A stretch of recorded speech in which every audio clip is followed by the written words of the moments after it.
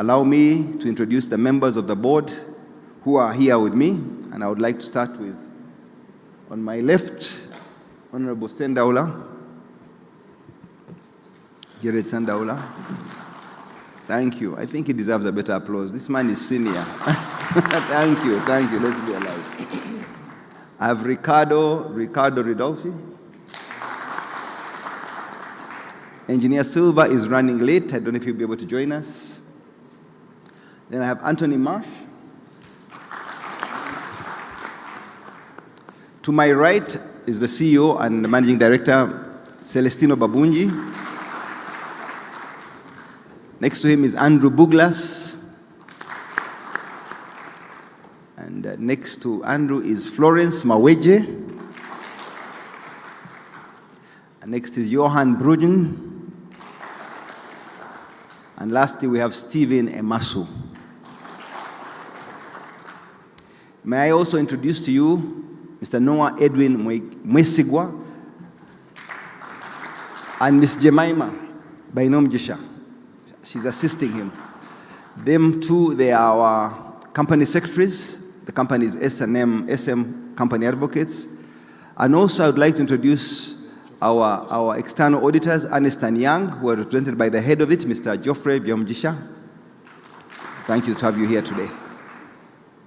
So today we have a hybrid meeting combining a few persons present, because you can see the room is not yet 100% full, and those who are online. The majority of the people are online. We've got the highest attendance of all the AGMs today. I think we're around 89%, which is a good sign. People are committed to their AGM. They want to know what's happening to the business that they've invested in. In conformity with Article 46A, Section 3 of the Memorandum of Articles of Association of the company, we have held these meetings before and appreciate that these hybrid AGMs are efficient. They are cost-effective and provide an opportunity for wider and convenient shareholder participation, both within and outside Uganda, because many of the shareholders are outside Uganda. You are all most welcome, and I thank you for your participation.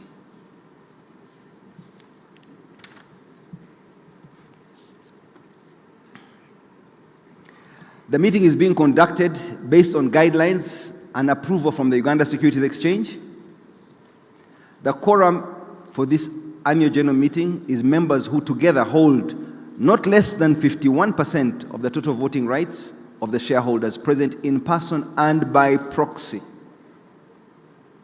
Beware that by proxy is a big vote, because this room is small. We have about 150 people, so the majority will be out there and they're voting in by proxy. I will call upon the company secretary to report on the registration and confirmation of shareholders' participation through registration, and to report on proxies received and confirm the presence of a quorum, which is necessary. So over to the company secretary, Noah. Okay, thank you very much, Chair, and good morning to everyone. We have received proxy forms from the following shareholders, and I'll read through the list. We received from the National Social Security Fund. The proxy is Marvin Galiwango Nkugwa. Received from Citi Alan Gray, Africa XSA Equity Fund Limited, represented by Noah Chivonga. Received from Utilco Emerging Markets Limited, represented by Rosalyn Ochola. Received from Kimberlite Frontier Africa Master Fund, LP, RCKM, Kimberlite Frontier Africa Master Fund, represented by Noah Chivonga. We received from JPMSE, DUB, Re-Coronation Fund Managers, Ireland, represented by Noah Chivonga. Received from Citi Alan Gray, Africa Equity Fund, represented again by Noah Chivonga. We received from, and this is very complicated to read, Benon BHF Asset Management GmbH, Kilimanjaro Frontier Africa Fund, represented by Andrew Omiel. We received from Citibank New York International Finance Corporation, represented by Noah Chivonga. We received from Vanderbilt University, represented by Andrew Omiel.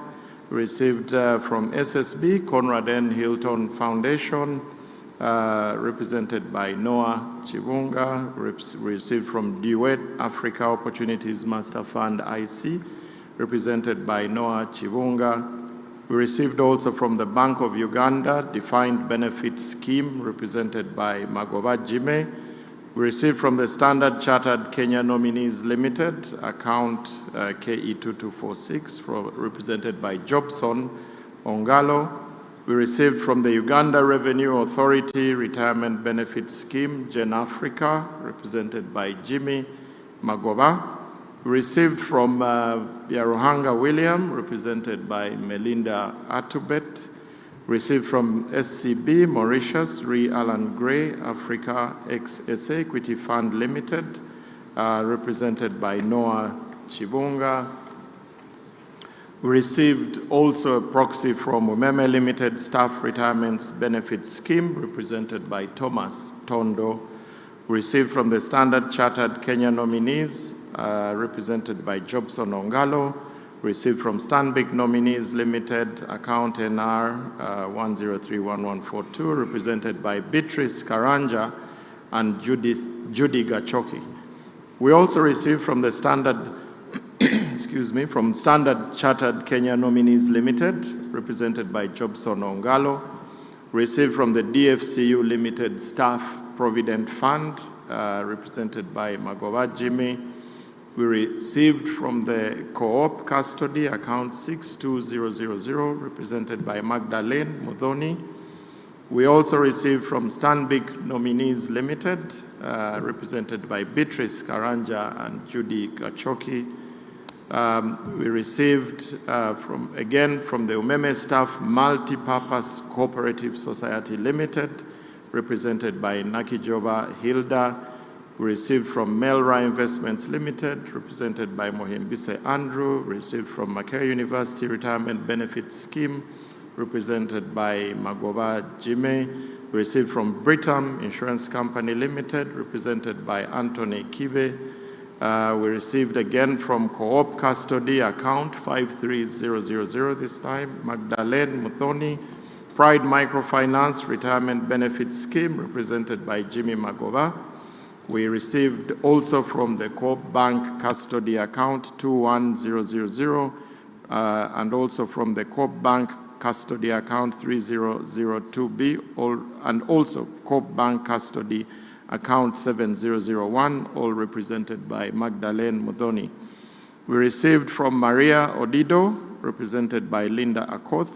We received from the Octagon Corporate Fund, again represented by Jimmy Magoba. We received from Rita Evelyn Kabatunzi, represented by Maureen Apio. We received from Ops Investment Firm Limited, represented by Sekomo John Bosco. We have another Co-op Bank Custody account, 7003 this time, represented by Magdalene Muthoni. We received another proxy from Farida Sekandi Namutebi, represented by Serukenya Arthur. We also received from Co-op Custody account 1200, again represented by Magdalene Muthoni. We received from Diane Blair, Uganda Limited, represented by Kambugu Christopher. We received from Godfrey Sonko Semwanga, represented by Mpanga Florence. We received from the Co-op Bank Custody account 7002, represented by Magdalene Muthoni. We received from Odido Maria in the favor of Andrea Odido, and again from Odido Maria in favor of Fatima Oyenga Mukasa Odido. Again also from Maria Odido in favor of Lawrence Chizito Odido, and also again from Odido Maria in the favor of Juliet Anna Mukasa, all those represented by Linda Akoth.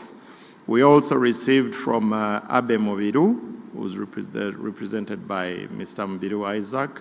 And lastly, Mr. Chair and members received from Moturi Samuel, who's represented by Mary Wanjiru Njuguna. The total registrations, Chair and members and proxies received represent 87.2% of the shareholding in Umeme Limited. I confirm that 1,811 members have registered for this AGM, Pursuant to Article 54 of the company's amended Articles of Association, the quorum of the annual general meeting of the shareholders shall be not less, the presence of holders of at least 51% ordinary shares of the company present in person or by proxy. The company has met all the requirements with respect to the convening and the conduct of this annual general meeting by hybrid means. I therefore confirm, Chair and members, that we do have quorum for today's AGM. Thank you.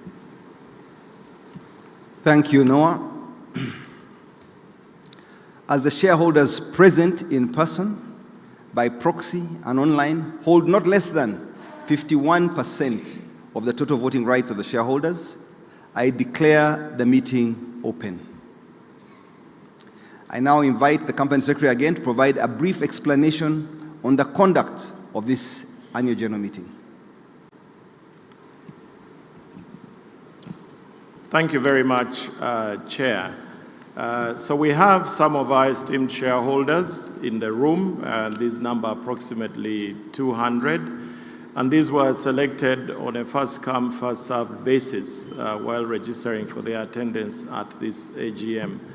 The rest of our shareholders are attending online. We have a dedicated technical team that is providing support today to ensure that you can all follow and engage with us during this meeting. The voting procedure has been shared with you in the run-up to this meeting and will continue to be shared with you during the course of this meeting. The voting platform is open right now, and members will be free to vote at any time during the duration of this meeting until the chairman indicates that the voting has closed. All voting today will be conducted online using our USSD or online login credentials, which were shared with you by email and by SMS prior to today's meeting. There will unfortunately be no option for voting by show of hands because that helps, because the meeting is in fact a hybrid meeting. We encourage members to post any questions and clarifications that they may have online, and these, to the extent possible, will be addressed during the question and general answer session that will be held later on. Thank you very much, Chair. Thank you, Noah.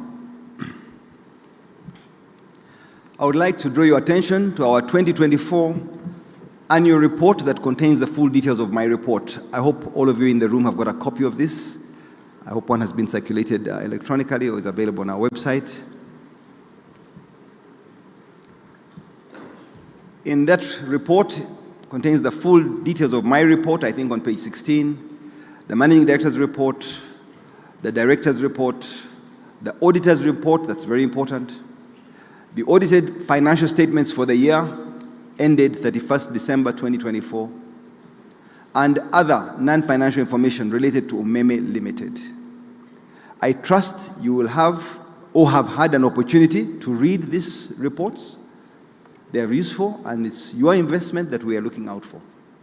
Now, through the report, however, allow me to update you on some key developments since our last meeting. Dear shareholders, as we communicated to you previously, the government of Uganda decided to let the concession run to its natural end. The 20-year concession for electricity distribution ended on the 28th of February 2025. And then we entered into a period known as the retransfer transition period. This period will continue until the date when the government pays and Umeme receives, not just government paying, government pays and Umeme receives the payment of the full buyout amount. Although Umeme's rights to the distribution system, including the right to operate the distribution system under the concession agreements, could only terminate at the end of the retransfer transition period, Umeme was compelled by the government to hand over the distribution system to the Uganda government. Uganda government chose to use Uganda Electricity Distribution Company Limited, and that handover took place on the 31st of March 2025. So in accordance with the terms of the concession agreement, UMEME is entitled to the payment of a buyout amount computed based on clear principles which are well laid out in the concession agreements. That buyout amount was to be paid within 30 days following the end of the concession term, specifically 31st of March 2025. If the payment due is not received by the deadline, penalty interest applies as stipulated in the concession agreement.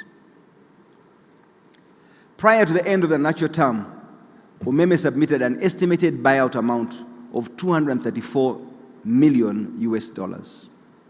This was our estimate and was subject to an audit by the government of Uganda through the Office of the Auditor General and the Financial Reconciliation. However, it was not necessarily a final stage figure or a final number that we talked about when we presented the 234. And some people have mistakenly run with it, especially the media, saying that this is the final buyout amount. It was subject to some special provisions. The government of Uganda, through the Office of the Auditor General, undertook the assignment through a company called Grant Thornton on its behalf and issued its final audit report to the Parliament on Thursday, the 27th of March, 2025. And pursuant to that, it indicated a buyout amount of $118,385,603 US, which in future I will refer to as $118 million. I'll not go through the rest of the numbers. Plus some excluded costs of approximately $9.7 million pending verification. The company, and without prejudice, invoiced for and received the government's admitted amount of $118 million. A further amount for works in progress has also since been audited, and an additional payment of $8,459,512 has been allowed. This sum has also been invoiced and paid by the government of Uganda. So we have received this money. So UMEME now disputes, amongst several other things, the audited figure in the Office of Auditor General's reports, and issued a formal notice of dispute dated 11th of April 2025 to the government in accordance with the terms of the section 9.1 of the support agreement signed by the government. So in accordance with the provisions of the agreements, any dispute triggers a 30-day period of good faith negotiations. Accordingly, UMEME and the government of Uganda commenced these good faith negotiations on the 2nd of May 2025. Since the formal 30-day period, good faith negotiations period, expired on the 10th day of May 2025, the government requested an extension of the period, which the board approved in its meeting held on the 12th of May. And the period was extended until the 20th of May 2025. Although the negotiations were able to resolve and agree on certain matters, unfortunately, no resolution was reached on the payment of UMEME's entire claim, upon which the final reconciliation of the buyout amount totals now $292 million over the period, because now we claimed 234 for our investments, and there were other regulatory concerns which we had not claimed for. So now we have brought the full amount out of $292 million, which is over and above the initial amount. And they have only paid us $118 million, which was paid by the government, and we received that amount, which we put aside. Now, in interest of the shareholders and the investing public, the company has resolved to do the following. We have since proceeded to pursue a full recovery of the outstanding sums due through an arbitration process in London, as is stipulated in the concession agreement. The process has since commenced, and the reference to arbitration was served on the government on the 14th of June 2025. Given that arbitration proceedings are by their nature confidential, we shall update the shareholders on the process as guided by the arbitral tribunal, the Capital Markets Authority, both Uganda and Kenya, because we are listed in the two countries, The Uganda Securities Exchange and the Nairobi Securities Exchange, all these are regulatory bodies that we have to report to, and we have to follow their rules. We have to be compliant. Due to the impact of the buyout amount on the company's financial statements, the finalization and publication of the financial results was accordingly delayed, because by compliance, we are given a certain date from the beginning of the year in which we should have published our accounts. We requested and were granted permission to delay them. The company sought for and received an extension from the Uganda Securities Exchange to publish its financial statements for the year ended 31st December 2024 on or about the 12th day of June 2025. These were published in the newspapers in both Uganda and in Kenya. We note that on account of the uncertainty, the Capital Markets Authority, the Uganda Securities Exchange, the Capital Markets Authority, Kenya, and Nairobi Securities Exchange, they all saw it fitting to suspend the Umeme counter. That's why our share trading had been suspended. The suspension was eventually lifted following the release of the financial results. Please understand that the suspension decision taken by our regulators was in the best interest of you, the shareholders. Umeme remains committed to meeting all its listing and disclosure obligations under the Uganda Securities Exchange rules. In terms of the future of Umeme, the company remains a going concern. Umeme has not been wound up, as some of the media tabloids have said. The decision to wind up this company, if necessary, will only be taken by the shareholders, you, our shareholders, and at the appropriate time. For the time being, the directors will remain committed to exploring new business opportunities and will, at the appropriate time, present the same to the members for full consideration. Our primary focus for now is to recover the amount of money that we think we are entitled to from the government, and we shall pursue it to the end. It is, however, important to note that what remains key and is of primary importance to the board is the recovery of the full buyout amount outstanding.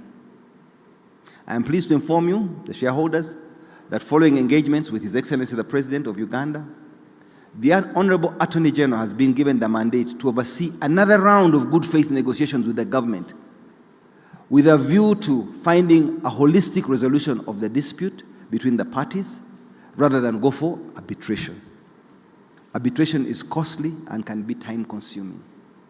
So these engagements are without prejudice and shall run in parallel to the arbitration process. We are not letting go of that track of arbitration, but we have now begun a new engagement again with the government of Uganda, chaired by the Attorney General.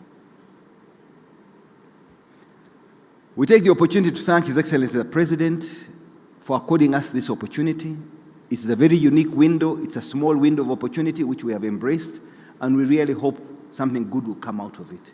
We shall keep you informed at the right time. Preliminary engagements have been held, and we shall keep all the members of any developments informed of any developments in that regard and make the necessary disclosures as stipulated in our listing obligations. Do not think for any reason we are withholding any information, but we are a tightly regulated institution. Shareholders are encouraged to read our detailed annual report for more updates on the business. This is the report. The report is accessible on our website. Physical copies have been shared with members present today. Anybody who doesn't have one, please raise your arm and one shall be delivered to your table. I shall now return to the meeting and formally engage you now in the AGM. Those were my remarks, initial remarks. Thank you. Thank you. So, the notice convening the meeting has been in your hands and is presented on page 170, which is right at the end of this report that's distributed. With your permission, I will take that the notice has been read.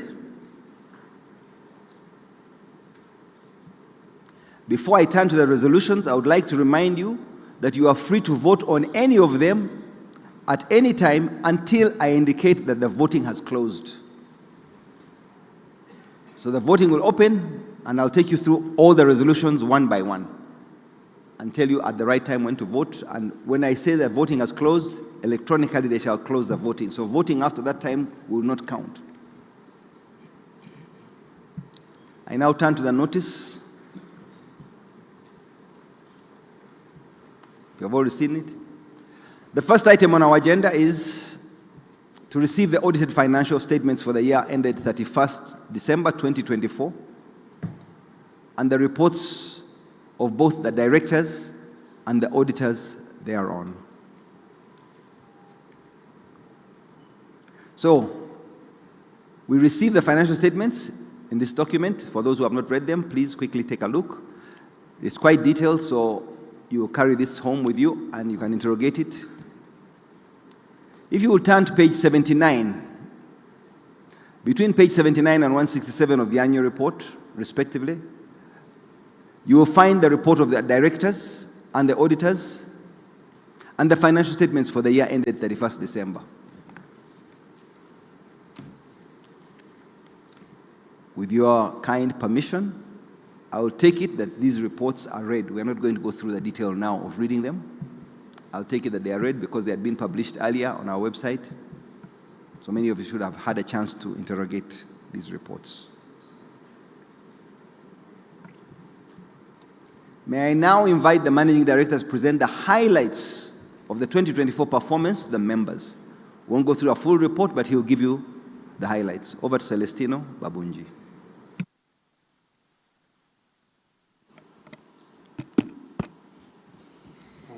Thank you, Chairman. Good morning, shareholders. Happy to engage with you again at this annual general meeting. As requested by the Chairman, I will go through the key highlights of our performance in 2024, but also pointing to the impact and outcomes the 20-year concession has delivered to the country and other stakeholders. Before I start, Chair, just to introduce that during the year, I worked with the entire management team. There were no changes from our last annual general meeting. Some of the members are present, some are online, and in the room. I will introduce those that are around. I have the Chief Finance Officer, Andrew Oye, is around. Please, a clap for this gentleman. I have the Chief Technical Officer, Simbiso Chimbima. I have the Chief Corporate and Regulatory Officer, Blessing Nshaho. I have Agnes Nalwanga, our Chief Commercial Officer. I have Ruth Doreen Mutebe, our Head of Internal Audit. We have also Peter Kawuju, our Head of Communications in the room. We have Patrice Namisano, our Head of Supply Chain. I know Fred is online, and Nelson and Isaac, Engineer Isaac. I'm glad to know that out of this management team, UEDCL, the successor operator of the network, enlisted the services of our Chief Information Officer, Nelson Bagenda, and our Head of Capital Projects, Isaac Serwada, among other management teams that they took from the middle management levels. What kept us busy in the year were around the transition readiness, because the decision had been taken 2 years ago about the retransfer of the distribution system back to government, while holding on the performance to ensure that we continue delivering service, delivering the efficiency that we work for, but also delivering for our shareholders. A lot of work went in through the audit process of the in the determination of the buyout amount. The Auditor General, I recall the opening meeting was held in May. The opening meeting was held in May 2024, and we ran for over almost 10 months through that process. The other important one was, again, the retransfer of the distribution assets back to government. Members, it's important to know that the macro operating environment remained stable during the year. Inflation running below 5%, Currency has remained somewhat stable. Even as of today, the USD to Uganda shilling is just under 3,600 shillings, which is good for business. GDP growth is projected in excess of 6%. But also we are mindful, we are very, very mindful that we are in an election year. As you are all aware, yesterday there were primaries of the ruling party, NRM. So there is a lot of activity that is currently ongoing. From an operational view, it was a good year. I say this because we are facing a number of challenges. You imagine the whole 2,400 headcount you are working with are anxious on their next career to join UEDCL. The partners you have been working with, suppliers, customers, are all anxious because they see you over the 19 years you have been working together, you're operating in your last year. The stakeholders, but also the level of business activity in terms of preparing for the transition had increased the tempo and level of activity. I'm glad to note that one of our key matrices, which is energy losses, this has an impact significant on utilities. We managed to reduce it from 16.2 to 16% during the year, meaning that from the start of the concession, we started at 38%.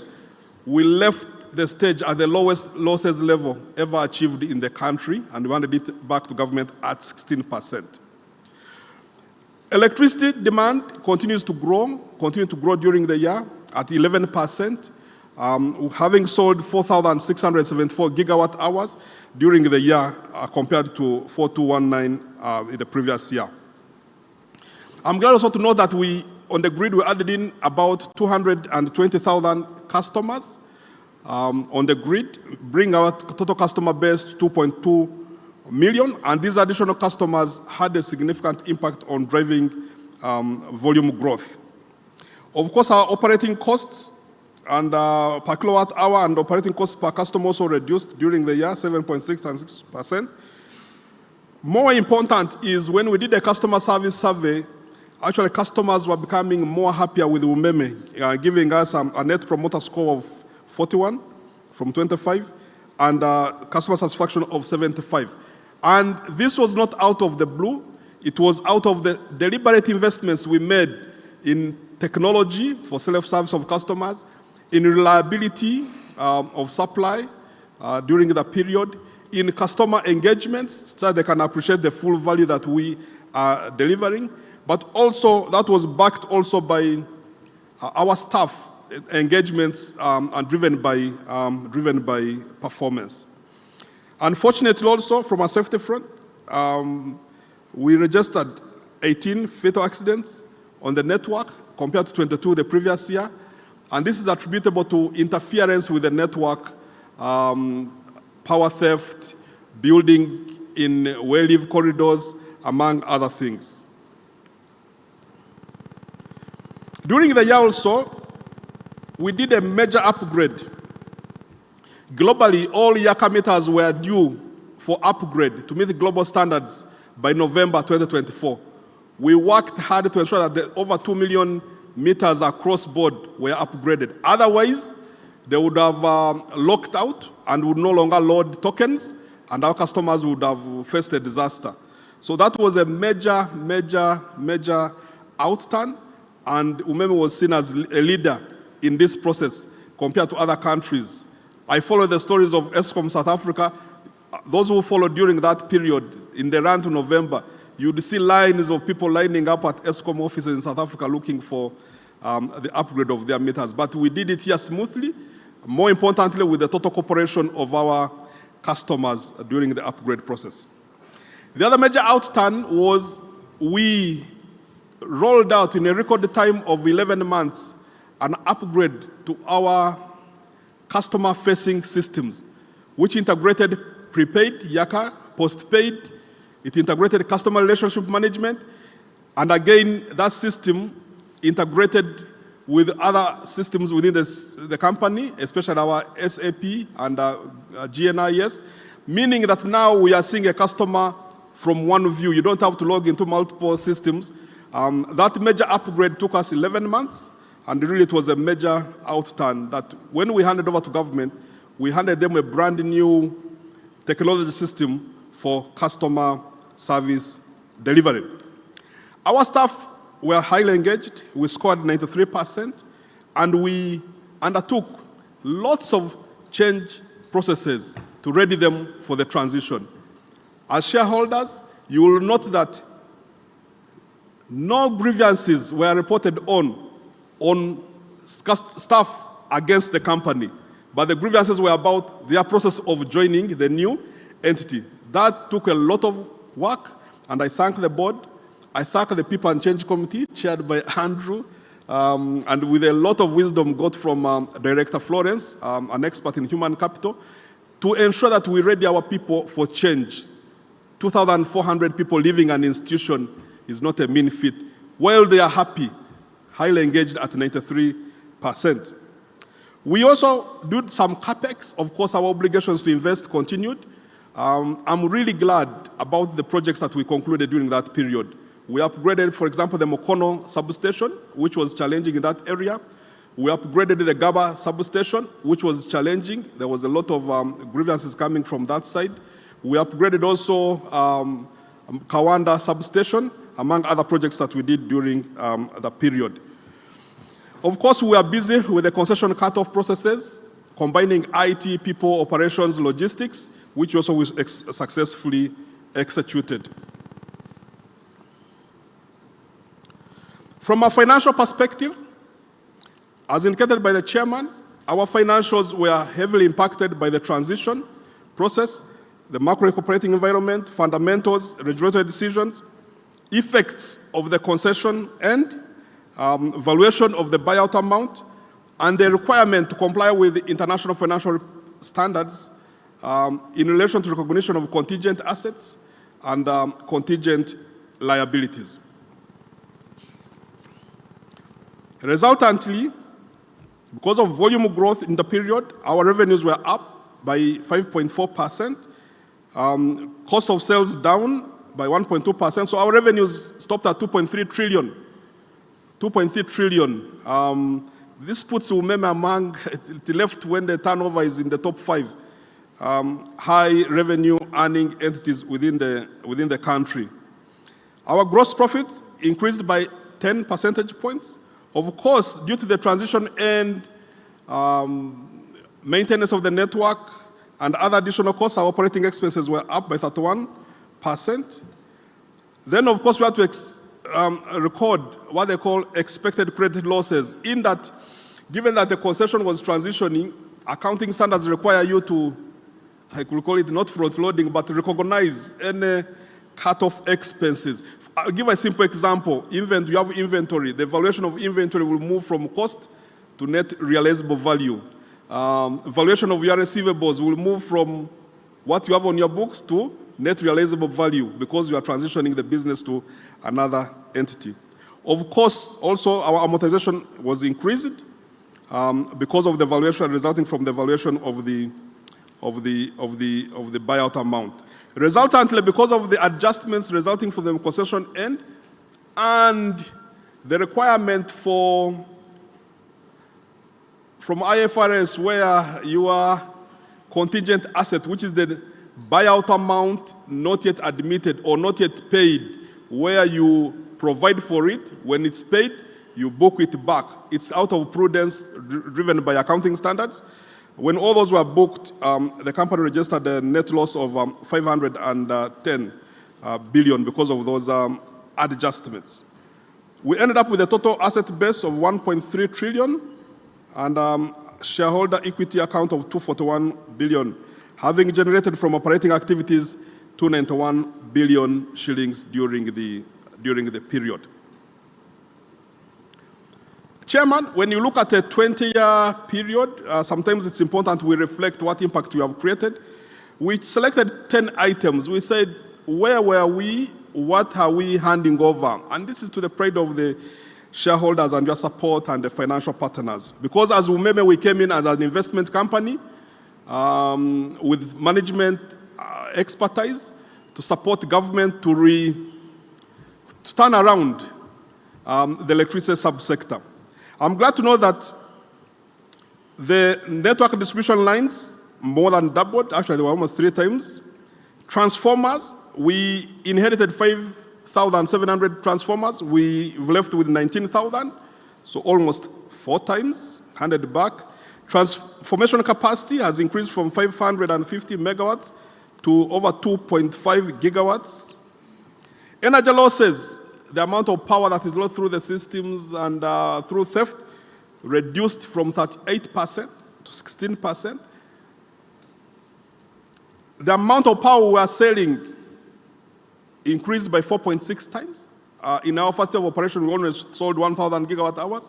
By the time we left, we were selling 4,674 gigawatt hours were sold in 2024, growing at 10%. So my projection is this year the new operator should register in excess of 5,000 gigawatt hours of power. We inherited 250,000 customers and we handed back 2.2 million customers. We inherited turnover of 160 billion. We are handing back a business that is generating turnover of 2.3 trillion.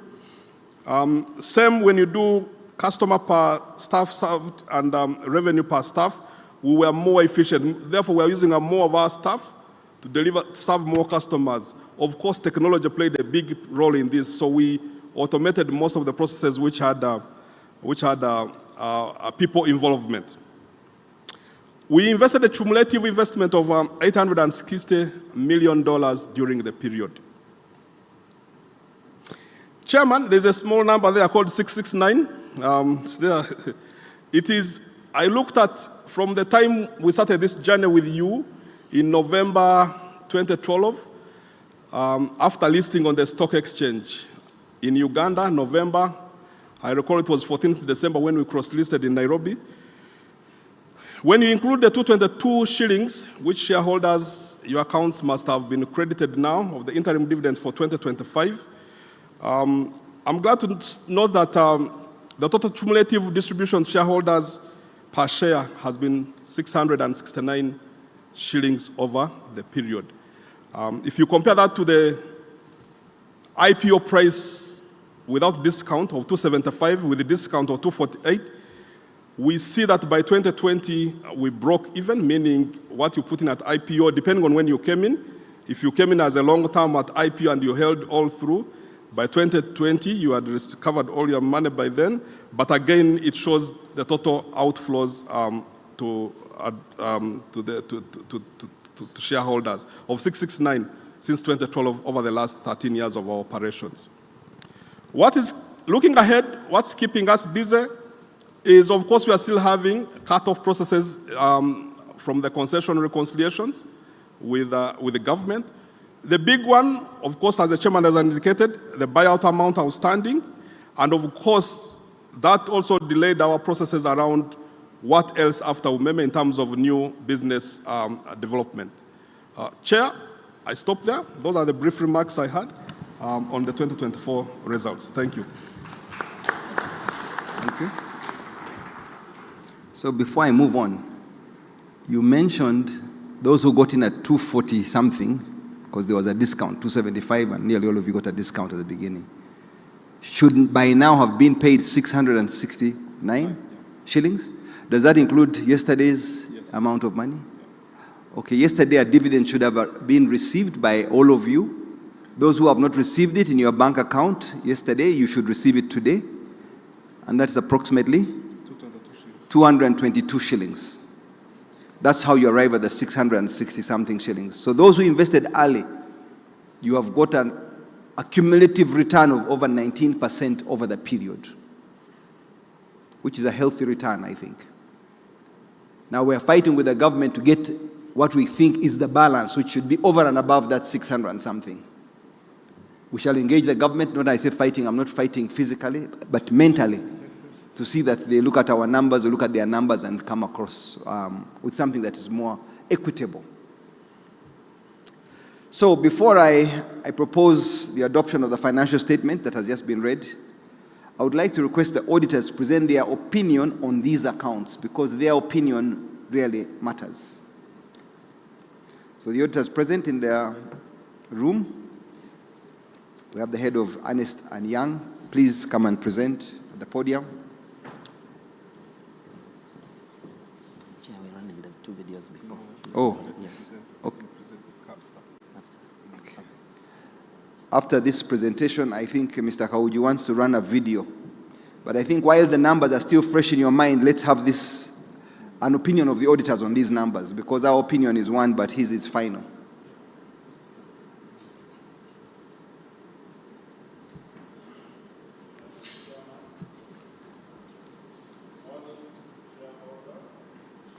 Is he audible? The microphone there, please. Can you hear me? Much better. Thank you. Thank you, Chair. And good morning, shareholders. The auditor's report, which is in the annual report that is being saturated, is presented on pages 88 to 92. And we shall take the auditor's report as read, and will only give the highlights of the report. So I'll start on page 88, the report of the independent auditor to the shareholders of Umeme Ltd. Report on the audit of the financial statements. Allow me read the second paragraph there of our opinion. In our opinion, the accompanying financial statements present fairly, in all material respects, the financial position of the company as at 31st December 2024, and its financial performance and cash flows for the year then ended in accordance with IFRS accounting standards as issued by the International Accounting Standards Board and the requirements of the Companies Act, CAP 106 of Uganda. What follows are standard audit reports, but I will just be highlighting some of these sections, starting with the key audit matters. Key audit matters are those matters that, in our professional judgment, we consider to be of most significance. In the course of the audit, we identified 2 key audit matters. The first one is presented on page 89, accounting for investments in the distribution network. Again, just allow me give an extract, not read the whole of the key audit matter. We consider this to be a key audit matter because the amounts involved in and the related disclosures as presented in notes 17 and 18 to the financial statements drive and are significant to the company's financial results and position. Also, the accounting for the related intangible asset and buyout amount involves assumptions and management judgment, such as determining the investments that are expected to be recovered through the tariff methodology and the buyout amount, and consequently the impairment charges arising from capital investments for which recovery is uncertain. We did work around capital investments and distribution network as indicated in that report. The second key audit matter is presented on page 90, being the impact of the concession ending subsequent to the reporting period. This is in line with what the chairman and what the managing director have reported, but we consider this to be a key audit matter because considering that the concession is the company's key business, the decisions and judgments made by management and the directors in respect to the continuity of the company beyond the concession are relevant to the understanding of the basis for preparation of these financial statements and on a going concern basis. Also, some of the key actions and events after the concession end were relevant to the measurement of assets and completeness of liabilities, as some were adjusting subsequent events, impacting balances as of year end. I'm sure some of you will be saying that the company handed over the assets after 31st December, and in accounting, that's what we call adjusting subsequent events. So the resulting impairment charges significantly impacted the company's financial results as indicated in notes 10, 11, 17, and 18 to the financial statements. And finally, changes in presentation of assets and liabilities and the additional disclosures resulting from the concession end are necessary for understanding the financial statements. The disclosures include the director's consideration of the impact of the concession end on the company going concern status and the events after the reporting period as disclosed in notes 1.2 and 47 to the financial statements. Those were the two key audit matters. And finally, on page 92, our report on other legal requirements. As required by the Companies Act Cap 106 of Uganda, we report to you based on our audit that we have obtained all the information and explanations which to the best of our knowledge and belief were necessary for the purpose of the audit. In our opinion, proper books of account have been kept by the company so far as appears from our examination of those books. And the statements of financial position, statement of profit or loss, and statement of other comprehensive income are in agreement with the books of account. Thank you, Chair, and that's our report. Thank you very much.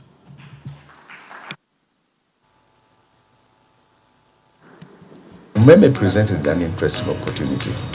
It was the first utility company to be listed in the country. And as you know, utility stock or investments tend to give you very stable because they really serve a common need. So it was meeting both our diversification objective and our return objectives. It has been one of the best investments we have. Remember, NSF today has about slightly over 2 million members. So through NSSF, 2 million Ugandans have invested in UMEME. Our investments, we've recouped it through dividends, and yet we still have this capital appreciation to look forward to. So it has really been good for NSF and good for the members who save with the fund. This investment by NSF brings the participation of us Ugandans into an entity that otherwise would seem too foreign for them. So it has actually been one of those things that, we don't drum it enough, but actually Ugandans vested in UMEME. When you think about where the country was 20 years ago, in terms of electricity or power penetration in the country, it was very minimal. Most Ugandans now have the potential to be connected to the national grid, which then powers industry, powers schools, powers hospitals, powers all these things. It shows that actually we Ugandans can run something well. I think the fact that you connect the countries, the fact that you've been able to distribute this power and it's run by Ugandans tells you that actually we have the capabilities and competencies to do a good job as Ugandans. In general, it has been a contributor to the GDP growth of this country. So I think when you look at those things in totality, the contribution has been immense. And I think something we should always be thankful for.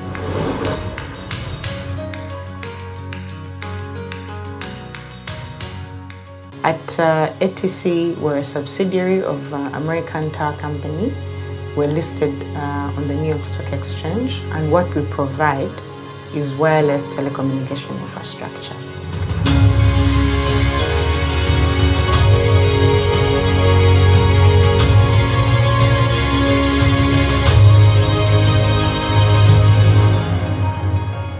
One of our problems or the headaches or the operational challenges that we faced at the time was powering the towers. And we relied a lot on diesel. So you find diesel generators running throughout the day for all those towers across Uganda for the duration when it needed to be available. So you can imagine what that does to the environment. If you don't have power in a location where you have a tower, then it will only be available for a certain duration. Our relationship with Umeme has grown like wine. It has gotten better with time. We've created that partnership where Umeme understood our business, where Umeme gave us people to work with that have seen us connect so many towers to the grid since ATC came into Uganda. We have partnered with our customers. We have extended grid on over, I think the number came to about 3,000 kilometers of grid, and that's about maybe 2,000 towers across Uganda. Umeme has had a significant impact on the cost of doing business, at least for telecom in Uganda.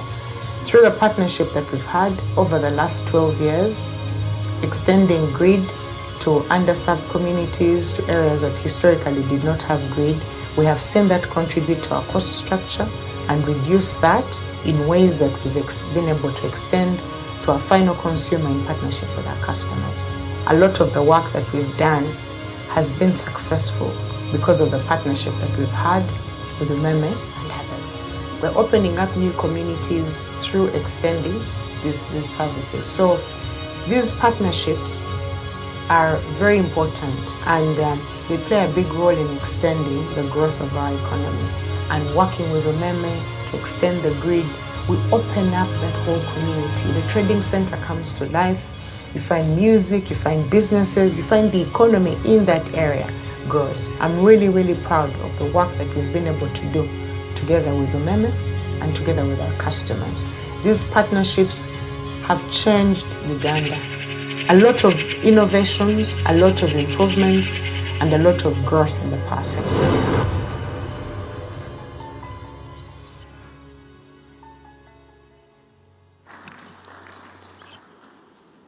Thank you. That was Dorothy, one of our partners in the business, because ATC is a big client.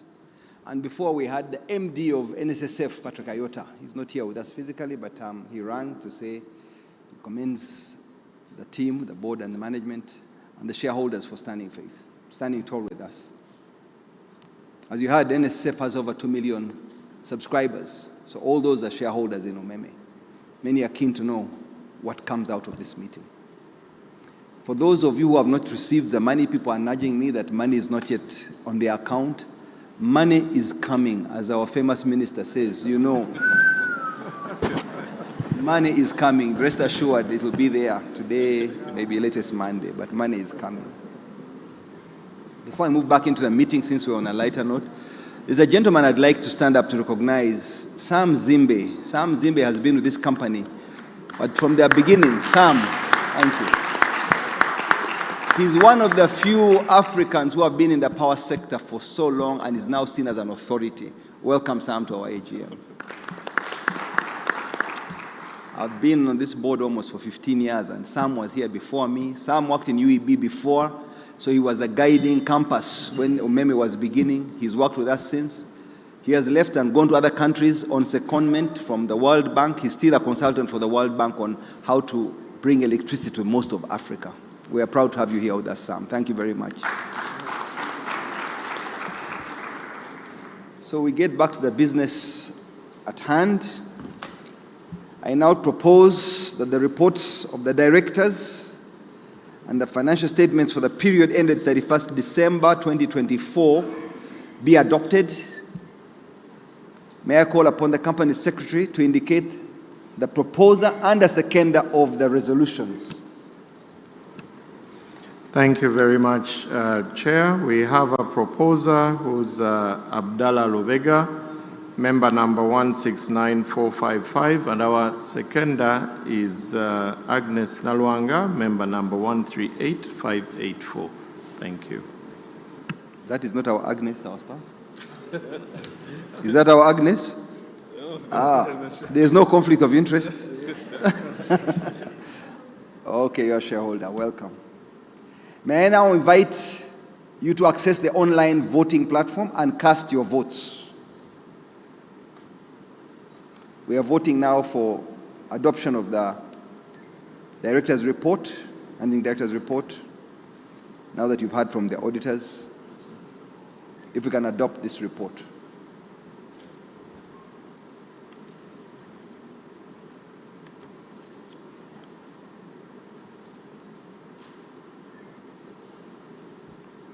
Voting will continue. I shall continue with the meeting until I announce that the voting has closed.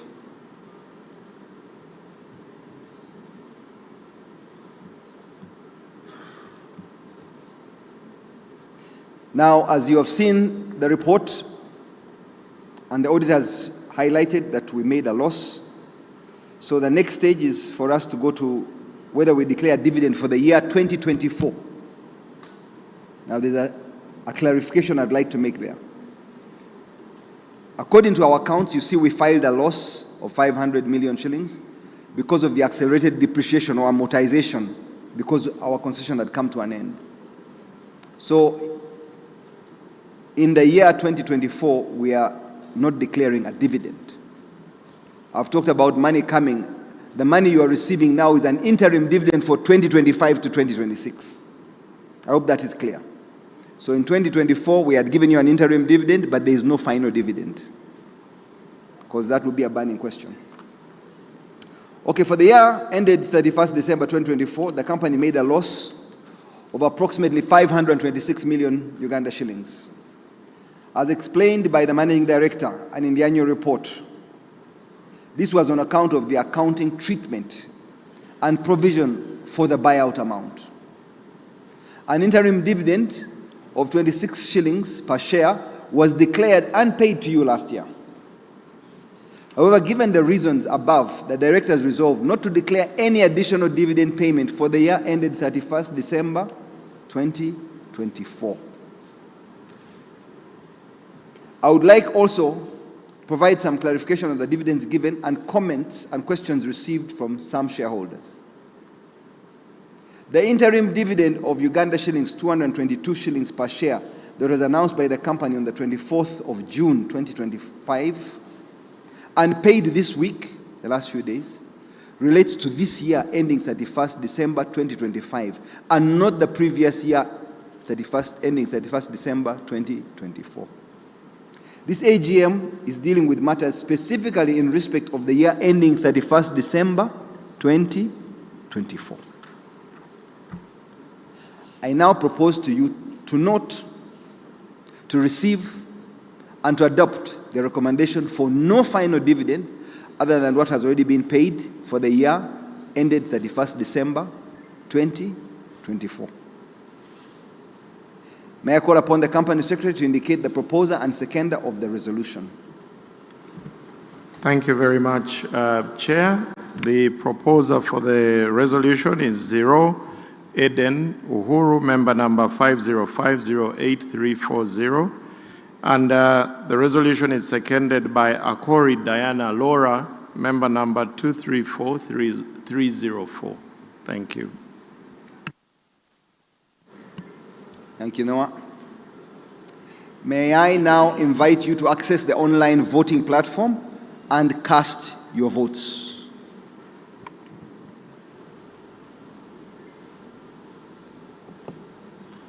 As you do this, we shall proceed. The next item on the agenda is to approve the appointment of an auditor, and must be a certified public accountant, external auditor for the year ending 31st December 2025,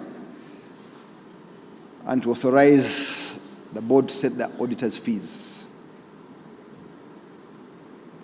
It is a requirement of the Companies Act.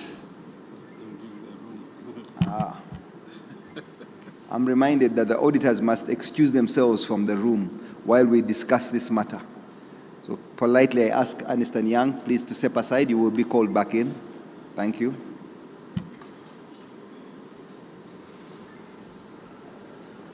This is just good governance. Welcome to the 2025 Hybrid Annual General Meeting of Umeme Ltd.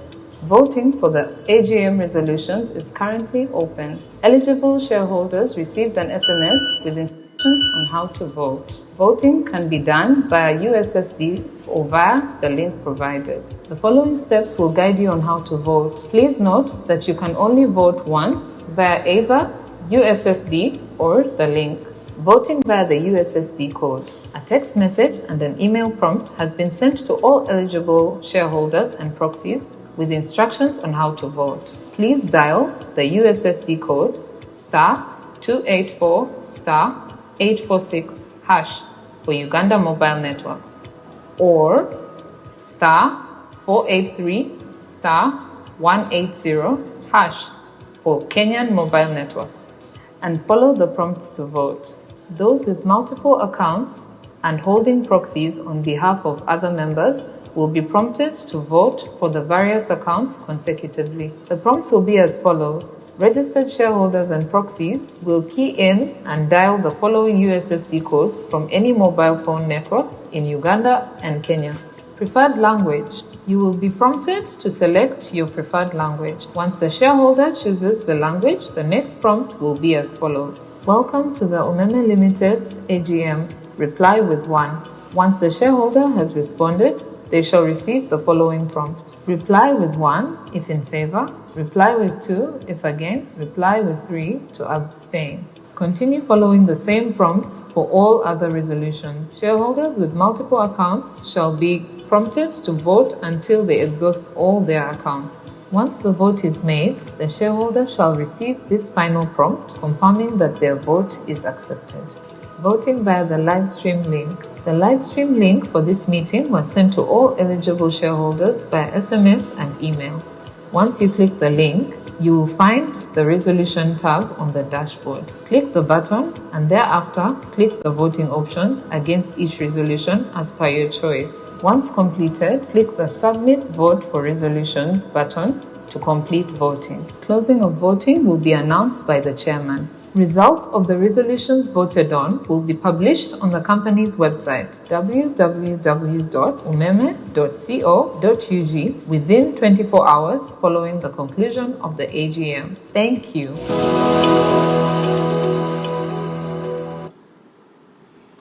Okay, I hope that was clear and easy to follow. It's a requirement of the Companies Act of Uganda and the listing rules and the corporate governance guidelines that the auditors be presented for reappointment or changed from time to time. The Board of Directors and its Audit Committee reviewed and considered the legal requirements in this regard and the position of the company. The incumbent auditors, Ernst & Young, Certified Public Accountants, have expressed willingness to continue having served since their appointment at the last AGM. It is important to note that we are now at the end of the concession, but involved in an arbitration process for the recovery of all the sums due. The directors have found it prudent to maintain the same auditors. I now propose that the recommendation of the directors to reappoint Ernst & Young Certified Public Accountants as auditors for the financial year ending 31st December 2025 and to authorize the Board of Directors to set the auditors' fees to be approved. May I call upon the Company Secretary to indicate the proposer and seconder of this resolution. Thank you very much, Chair. So the proposer is Mr. Osaso George Otieno, member number 3805336, and the seconder is Kaketo, sorry, apologies, I'll repeat that. The proposer is Sebulime Adonia Luanga, member number 240094, and the seconder is Abdallah Lobega, member number 169455. Thank you, Chair.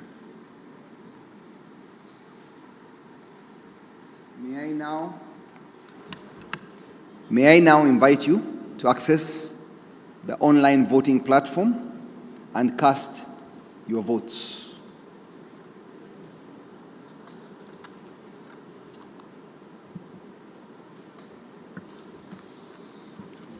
As you cast your votes, we shall move on with the agenda. The company's articles of association make provision for the annual rotation of 1/3 of the board of directors.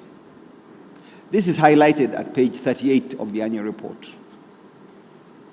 These are the directors who have been in office longest since the date of their appointment, and those who have been included to comply with the numerical requirements for rotation. Those directors retiring in terms of this provision may offer themselves for re-election. Executive directors are not eligible for rotation. Mr. Stephen Emasu and Mr. Ricardo Rodolfo today retire by rotation. All the above are eligible for and offer themselves for re-election. Anthony Marsh is due for retirement by rotation, but has not offered himself up for re-election. We would like to thank him most sincerely for the commendable service he has given to the board of directors of UMEME over the years.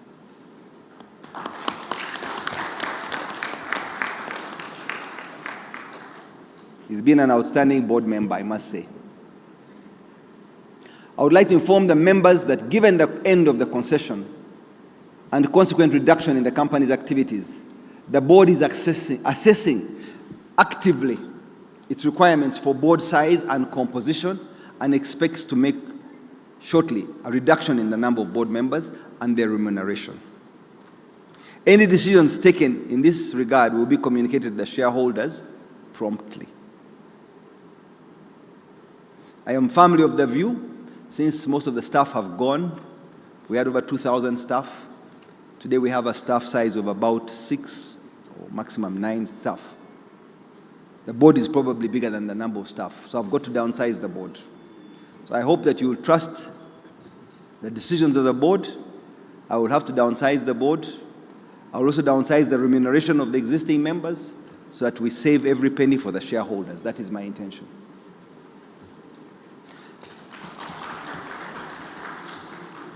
Before I propose the re-election of the above, I'm going to ask the members who are here on the board, who are due for rotation, to step out of the room. Just good governance. Mr. Emasu, Mr. Ricardo, you will step out of the room for a short while.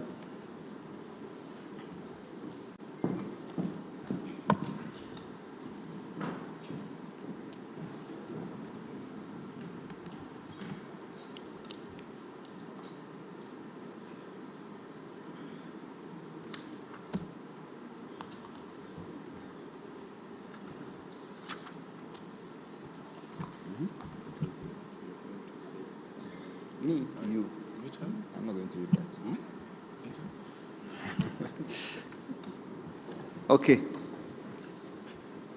Before I propose the re-election of the above-mentioned directors, I shall proceed to review the brief directors' biographies appearing on page 31. If you all look at page 31 and 32 of the annual report, and the summary of which appears on your screen.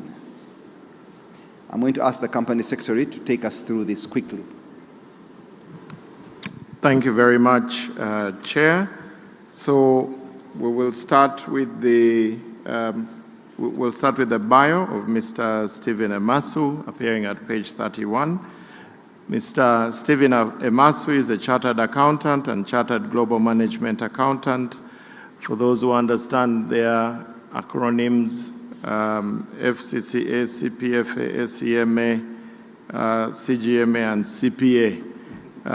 With a postgraduate degree, London School of Economics and Political Science, LSE, and another from the University of Stirling, all from the UK. He's one of the few Chevening scholars in Uganda, having benefited from the UK Chevening Scholarship Program in 1988-89. He has been on the board since 2018.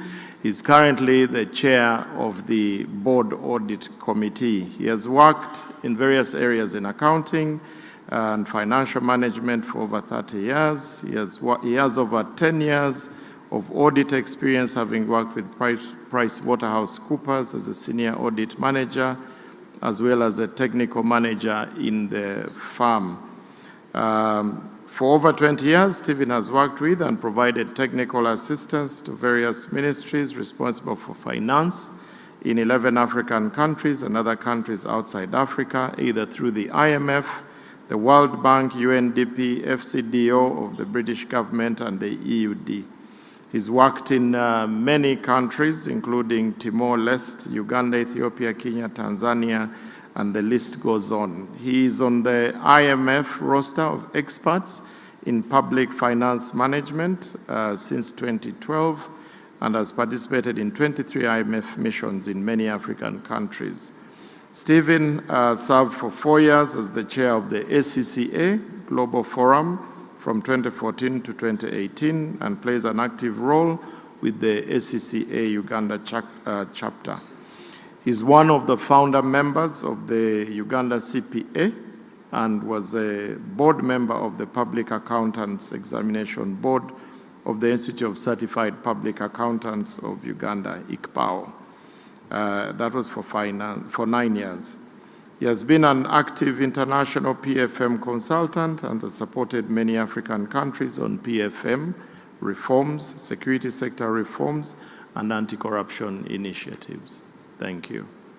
Thank you. Thank you. That's the bio for Stephen Emasu.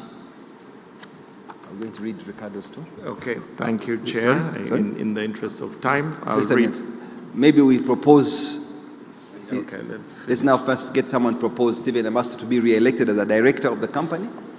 And I'll ask the company secretary again to indicate the proposer and seconder for Stephen Emasu to be reappointed. Okay, thank you very much, Chair. So we received the proposer for Mr. Stephen Emasu is Mr. Osaso George Otieno, member number 3805336, and we also have a seconder who's Kaketo Medi, member number 425215. Thank you. Good. So we have a proposer and a seconder. And may I now invite you to access the online voting platform and cast your votes for Stephen Emasu to be reappointed as a director. You've heard his credentials. He's a solid man in terms of accounting background experience, and his background is thorough. He's a thoroughbred.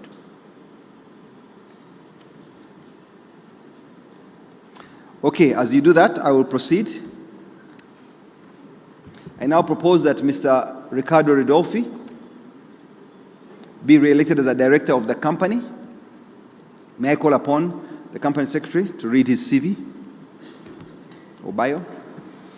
Thank you very much, Chair. Before you do that, give us a proposer and a seconder. Or is that after? I have indicated. Okay. Yeah. Okay. Thank you, Chair. So Ricardo Ridolfi is a non-executive director of the UMEME. He holds a Master of Laws from the University College of London, a Bachelor of Laws, Australian National University, a Bachelor of Economics, again from the same university, and was appointed to the board also in 2018. Ricardo is an energy access pioneer committed to ending energy poverty. He is the founder and CEO of Equatorial Power, a renewable energy company focusing on access to productive energy through an integrated approach beyond electrons to agro-processing and e-mobility. Ricardo is also the co-founder and CEO of Afresco, an energy-as-a-service platform built specifically for Africa and African clients, seeking to accelerate the use of renewables and distributed energy systems to render power more reliable and affordable for the blossoming African industrial sector. Separately, Ricardo chairs the board of Enagro, which he founded, a productive asset financing company designed to unlock the socio-economic benefit of access to power. Ricardo sits on the board of Umeme Ltd, Uganda's national electricity, formerly distribution company. He has also served on the board of Axian Energy for 4 years, a fast-growing African conglomerate pioneering energy transition on the continent. Ricardo is a lawyer by training, is qualified to practice in 3 jurisdictions with 5 years experience in capital markets and infrastructure, particularly structured finance, PPPs, concession, foreign investment protection, and international arbitration. Thank you. Thank you, Noah. And so the reason for us to want to retain this gentleman. I now call upon the company secretary to indicate the proposer and seconder of that resolution to reappoint Ricardo. Thank you, Chair. So the proposer for the resolution to appoint, to re-elect Ricardo Ridolfi is Otuke Joseph Amwoma, member number 5716047, and the seconder is Unia Senoga Sebagala, member number 149080. Thank you, Chair. Thank you. May I now invite you to access the online voting platform and cast your votes.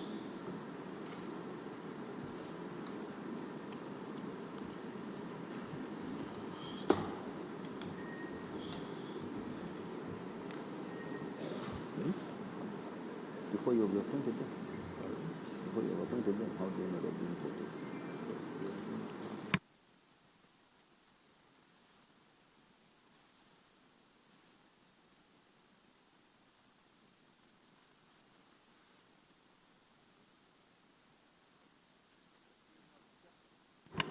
Peter, if you can ask our directors to come back in, because people are going to vote online, they're not going to vote here, so they can come back in. Also, Ernst & Young auditors should come back into the room, so that when they are part of the Q&A, they can engage while we have that Q&A, and we shall know the results of the voting at the end. At that time, we'll ask them to step out if need be. UMEME has been a very big player in the market. From the time UMEME listed in 2012, we've seen growth in terms of our turnover. We've seen UMEME impact the market by, on average, throughout the period. It's dominated trading turnover at an average of 53%. Last year alone, it was at 57% of the total market turnover. That was about 44 billion of the 77 billion traded. But this is exclusive of the secondary market offer of MTN. Just to bring things into perspective, that raised an extra 220 billion. So UMEME has been quite interesting in terms of its price. It's one of those counters that reacts to price majorly because from the point of listing, the company listed about 38.3% of its shares. Now the requirement to list on the exchange is 20%. Having listed 38, it created more liquidity on the exchange. Investors look at corporate governance and how an organization is run. And I think one of the key things that UMEME added value to the capital markets and the exchange was they carried out deliberate roadshows of presenting their performance, the activities they're undertaking, the milestones they needed to achieve within their concession, and that enabled them attract capital from different investors. But in addition, we saw that a lot of investors, and from across the world, we can talk about as far as Costa Rica, I think we saw investors South Africa, Australia, New Zealand. They liked the company because it was quite efficient in its operations. But most importantly, the management and board of UMEME actively promoted the company, its attractiveness to investors around the globe. And that promoted the Ugandan capital markets because as investors came in, They opted to go into the bond market or invest in other companies when they had hit their targets to exit. So we must say that the influence on the capital markets was quite significant in exposing the Ugandan economy, but also this particular sector of energy and the Ugandan capital markets. For us who have tracked this company from the time it listed, we've really seen a consistent player who is out to grow and has performed well. So we've seen investors attracted to the company for that consistency in performance, and we've also seen its share price react accordingly. Highest price Umeme reached, I think it was about 692 shillings. It can show you from an IPO price of 275 shillings all the way to that. That was the sentiments of investors that this was a good performing company. All this results into shareholder value, but also growth in a sector.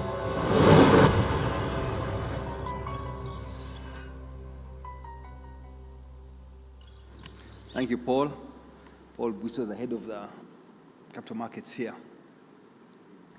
I'm sure we shall be missed. As you could see, out of the 70-something billion turnover, Umeme did 44 billion of that, more than 50%.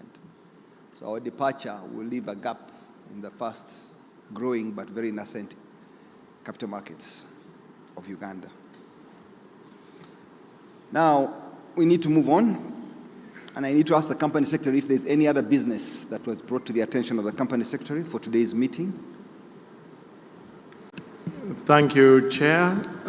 Chair and members, there was no other specific item or business that was brought to the attention of that was brought to our attention before this meeting to be addressed at this meeting. Therefore, there is none today, Chair. Thank you. Good. Then this brings us to the end of the resolutions for consideration today. Members have 15 minutes to complete the voting process. For those who have not already cast their votes, please do so. It is now 11:33. I'll give you 15 minutes, at which time we shall close the voting, and decisions that we have passed shall be upheld by this meeting, this AGM. During this time, we also have a question and answers session. We have received a number of questions online already, and we'll endeavor to address as many as possible during this time, and the team is standing by to provide any clarifications and explanations as you may require. I would like Mr. Blessings Nshaho, the Chief Corporate and Regulatory Officer of the company, to lead our Q&A session and start by providing answers to those questions which have already been received. I will then open the floor to questions for those members here present. Blessing, you can come to the podium.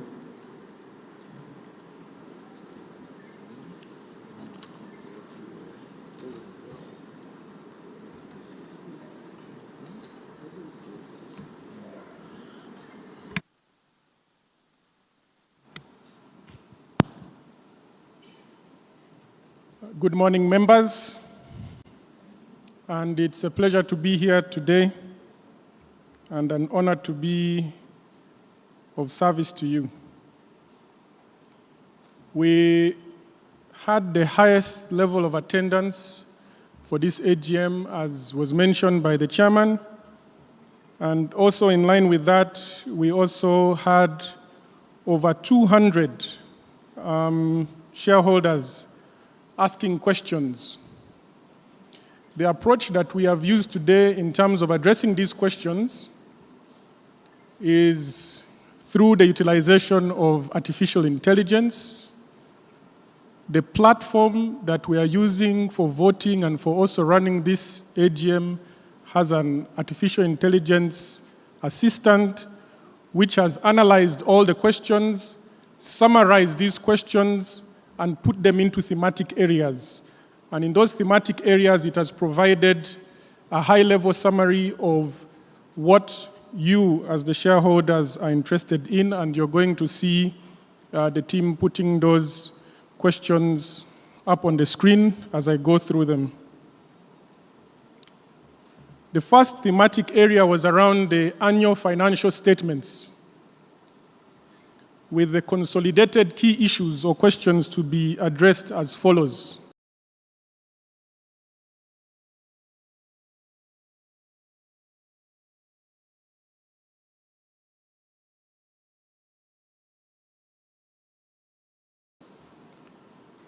Clarity on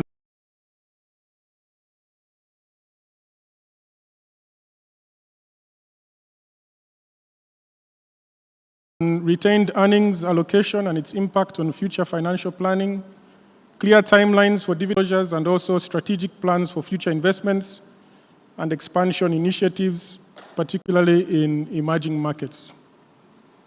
In terms of retained earnings allocation, and it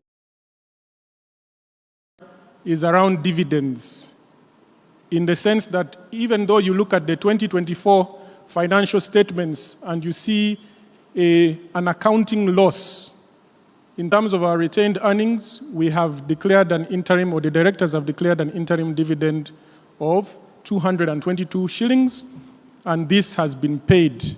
As the chairman said, certain members, depending on their different banks that they hold their accounts with, received that money yesterday, others will be receiving it today. In terms of its impact on future financial planning, what I would like to note is that at this moment, the concession has, from an operational perspective, come to an end, but not from a legal perspective. The final buyout amount, as determined either through negotiation or through the arbitration, is paid by the government of Uganda and received by the company. Consequently, the main business of the company at the moment is to ensure that we get that buyout amount through arbitration. And therefore, in terms of future financial planning, our objectives as a company is simply to, first of all, acquire that amount of money. As per the last notice that we had issued, it was $292 million. It has slightly changed since then, with the government of Uganda paying some additional monies in relation to the investments that we completed in 2025. So in terms of financial planning, the aim is to receive that amount.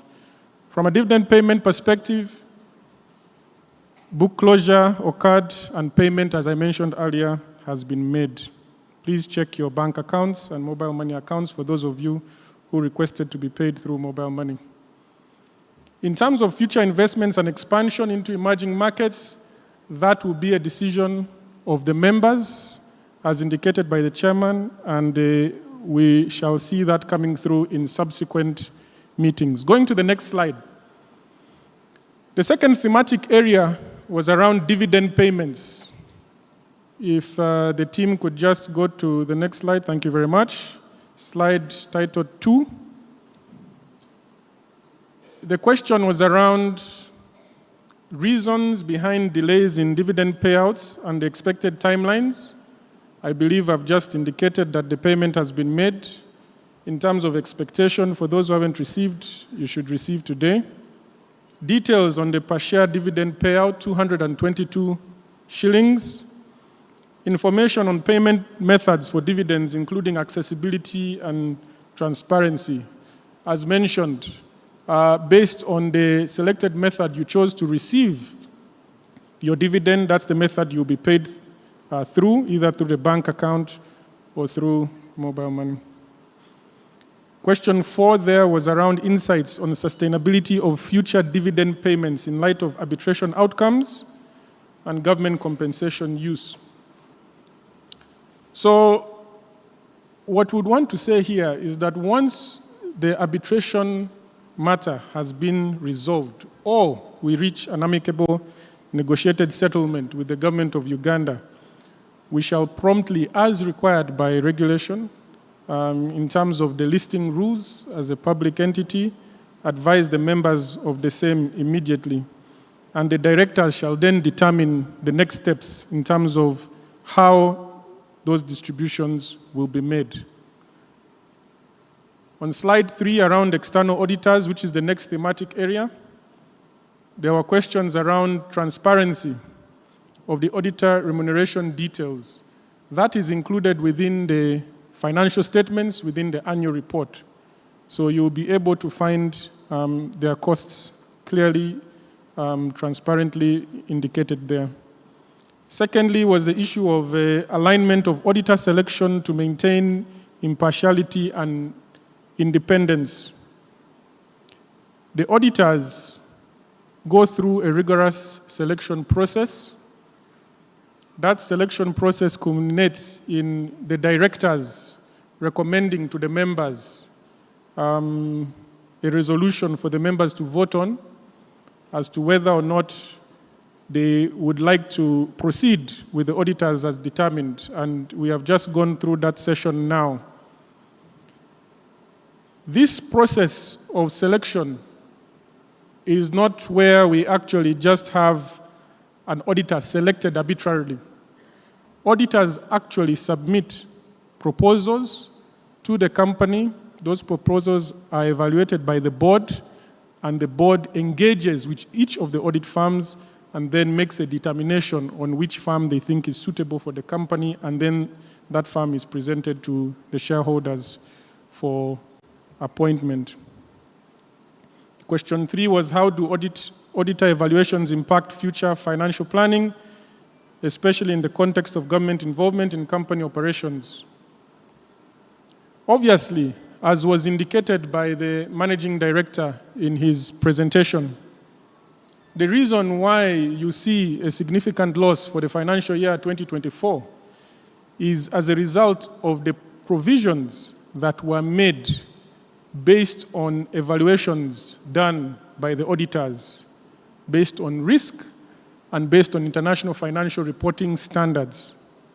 And as a result, that is why you see negative performance in terms of our income statement for the year 2024. However, as the managing director did mention, once we conclude either on the arbitral process or have a negotiated settlement, the amount that is agreed will then be recognized within the financials, and that will reverse the provisions that were made, and then the true accurate picture of the performance of the company will then materialize. On the next slide, thematic area 4 was election of directors. Clarify the process and timeline for replacing outgoing directors. I do not think I need to respond to that in detail because the chairman has just gone through a session where he has talked about the directors, and we have just done some voting, which is going to close shortly. And the company secretary, should he deem fit, may add some additional comments on the directors. In terms of qualifications and experience criteria, I do remember that at the past couple of AGMs we have discussed this, but I do know that there are new shareholders who do come on board during the course of the year, and I think I would request the company secretary, once I've finished, to probably provide some additional details on issues to do with qualifications and experience criteria for new directors. For the process of selecting the venue for general meetings, ensuring accessibility and convenience for members, the annual general meeting, in terms of venue, is selected once we have insight into the financial statements in terms of the closure by the external auditors. As you note, for this year, it was a bit unique because of the buyout amount dispute with the government of Uganda. The financials came out at a much later time than we had anticipated, and consequently, by the time we then went to book venues for this event, we had to get the best possible venue that was available. Otherwise, the venue is typically assessed by the company's secretary in terms of its suitability, and that is what we then use for purposes of holding the meetings. The fourth question is a bit similar, which talks about remote participation options for the upcoming director elections. And I'd just like to note that in 2020, during the COVID pandemic, we did, as members of this company, vote to have hybrid AGMs, this being one such AGM. Such hybrid AGMs enable us to ensure maximum remote participation. And for this AGM, we have noted representation from 17 countries across Africa, Europe, North America, and Asia. And I think we believe that such hybrid meetings enables greater participation, with this year having 87+% members confirmed to attend, which is the highest ever achieved. On the next slide 5, the thematic area, interestingly, was around review employee compensation. I think this is the first time when I run Q&As that I've seen this coming up. But this is around developing fair approaches to incentivize staff during the organizational transitions, to review equity-based compensation alongside cash equivalents, to improve staff satisfaction by linking performance and rewards transparently, and to discuss board-approved measures for salary adjustments. I think I will ask through the chair at the end of this session that potentially the chairman of the People and Change Committee can give a response to this. But from my perspective, as a member of management, the People and Change Committee has done an excellent job in terms of determining how employees are compensated. And this is ratified by the full board. And therefore, it is a very rigorous and transparent and detailed process. On the next slide, 6, there was a question or a thematic area around the arbitration case and progress in relation to that case. The key consolidated questions or issues were disclose findings from the arbitration hearings and the next milestones, provide transparency on legal representation and costs, explain anticipated outcomes of arbitration actions, respond to concerns surrounding case delays and perceived lack of updates, and enhance board communication around timelines and stakeholder expectations. What I would want to note is that from the time the concession operationally came to an end on 31st March 2025, the board and management have been issuing public notices, providing the members with updates on all the issues concerning the dispute in relation to the buyout amount, including the fact that we went through good faith negotiations with the government of Uganda, which did not lead to an amicable resolution, and the fact that we have now entered arbitration.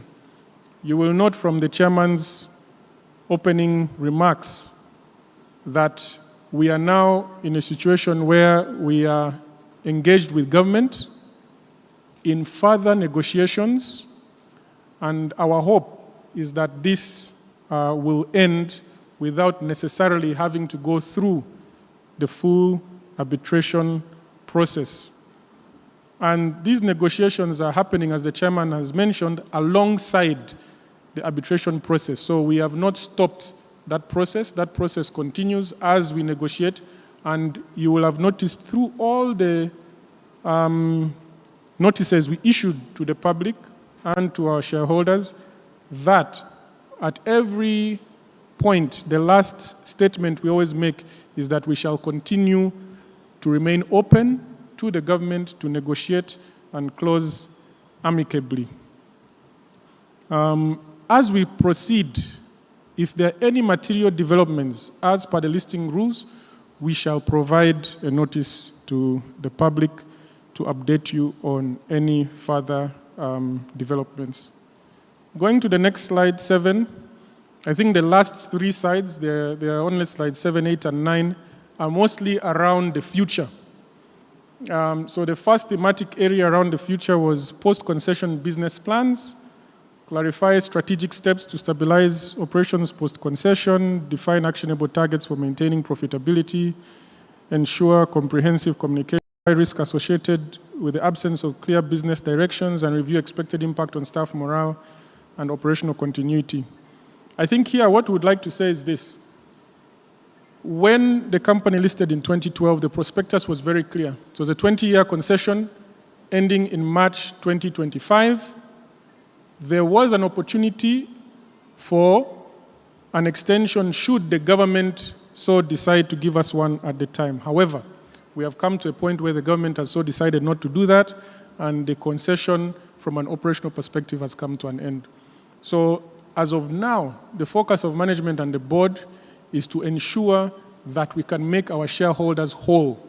In other words, as the chairman mentioned, fight, but not physically, mentally, legally, to obtain what is rightfully due to the shareholders and to pass it on to them. Once that has been achieved, then we shall engage with the shareholders on future business plans in terms of what we should be doing next as a company. And that remains solely in the hands of the shareholders. Slide 8 on future income generation, as I mentioned, all about the future, is about outlining new initiatives for alternative income sources, analyzing market trends to identify profitable opportunities, and formulate clear strategies for sustainable growth. As mentioned in my response to the previous slide questions, these are matters that will be determined once we have been able to address the dispute in relation to the buyout amount. The final slide, slide number 9 on stock market presence, an interesting slide. Evaluate the feasibility of entering untapped market areas, enhance buying strategies to increase investor confidence, analyze the impact of current stock behavior on corporate goals, identify actions to address stakeholder or shareholder concerns and stabilize prices, and provide a forecast on future projections for stockholders. I'll start with the last question. I think in terms of forecasts, we have mentioned the buyout amount dispute figure, which we are working on to try and achieve through either negotiation or arbitration. In terms of inflows, that is the primary revenue that we see coming in. I think the rest are matters that could potentially be addressed by the chairman and members of the board and the company secretary, and I do want to thank you very much for your attention and to wish you a continued excellent meeting. Thank you very much, Chair.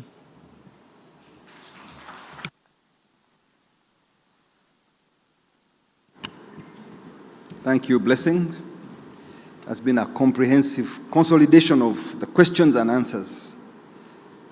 Before I ask Noah to continue with some of the responses, is there any burning question out there?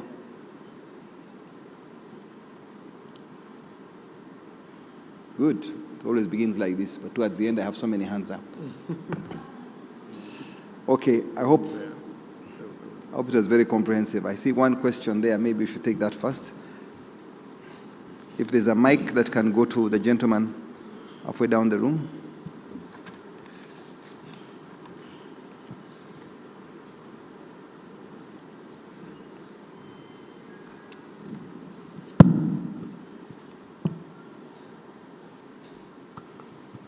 Thank you, Chair. My name is Mchivi Ben, shareholder. In your report, there is some clarification that we are continuing to explore opportunities for company to build on its achievement and develop new business, either in Uganda or international. So what is your plan in case the government settles the dues, let me say by next week? Because you have been in business for some good time. We expect to have ideas for viable and profitable business for the shareholder. Thank you, Chair. Good. Thank you, Mr. Muchivi, for that question. It's a good question. And indeed, I said I would talk about this at the appropriate time. Our focus for now is on recovering this amount of money that we expect. As you see, it's a substantial sum. I didn't have a choice. I was not going to hold on to the network that we're not handing it over until we are fully paid. It would be very undemocratic. and the government is not an institution you want to wrestle with in such things. So we handed over the network. I said, well, let us negotiate the rest of the stuff. They were good enough to pay us, part pay us at least, so we got that 118 million. Now, before we reached this point, we had been exploring, and I think I talked to you at the last AGM about the potential for us doing other businesses, because we have built a solid track record. We have run one of the best concessions, the best electricity distribution companies in Africa. That I can say with certainty. The only company that could be at par with us is Seychelles, but they have a population of less than 1 million people. So when you have 50 million people, it's not really comparing oranges with oranges. We have been approached by several countries that are in the process of privatizing or opening up, unbundling their electricity sector. When I say unbundling, I mean to separate the generation from transmission and distribution, because that gives clarity where you are making money, where you're losing money, and it brings about efficiency, as was proven in the case of Uganda about 20 years ago. Ghana, for instance, is one country. They are in the process right now, and they've invited us. Sierra Leone is another country that has invited us. In fact, in the case of Sierra Leone, a meeting was held, coordinated by the World Bank, at which we were invited. I went with some of the board members and some of the top management to London for this meeting. We attended the meeting, met the Minister of Finance, the Minister of Energy. They were present in the meeting with IFC, and they've negotiated a package of over $100 million from the World Bank. And there was an indication that their preference is for a company that has been tried and tested in Africa. So we're competing with big international companies from France, from Germany, from Italy. They were all bidding for this process, and the bidding process is open now. In fact, the bidding should have closed on the 28th of this month, but they've extended it now into August. So we are going to bid for the sake of bidding, but we cannot engage fully without coming back to the shareholders. We would call an EGM, Extraordinary General Meeting, to get your consent if we win and we're the ones to go ahead, because it means committing your resources, your reputation, your name. UMEME is not us on this side. UMEME is us collectively. So that record, the reputation of UMEME, belongs to you. We have done a stellar job. Unfortunately, Uganda feels it's changed direction and does not want a private company to run the electricity distribution. They are consolidating. In fact, they call it, I think, rationalization. And they are trying to get even UTCL and UEDCL probably back together as one institution, the old UEB. The beauty of the Sierra Leone case is that if we do go through, we don't even need to put much of our capital. $100 million has been put on for the first few years, where we just go and run their distribution. And then if we want to invest, co-invest, it's up to us. So that's very attractive. And we spend more time on the Sierra Leone one. That's why I've urged the management to go ahead and put a bid in place, and we see how we can execute it. Of course, we're not going to take the thousands of staff that we employed here.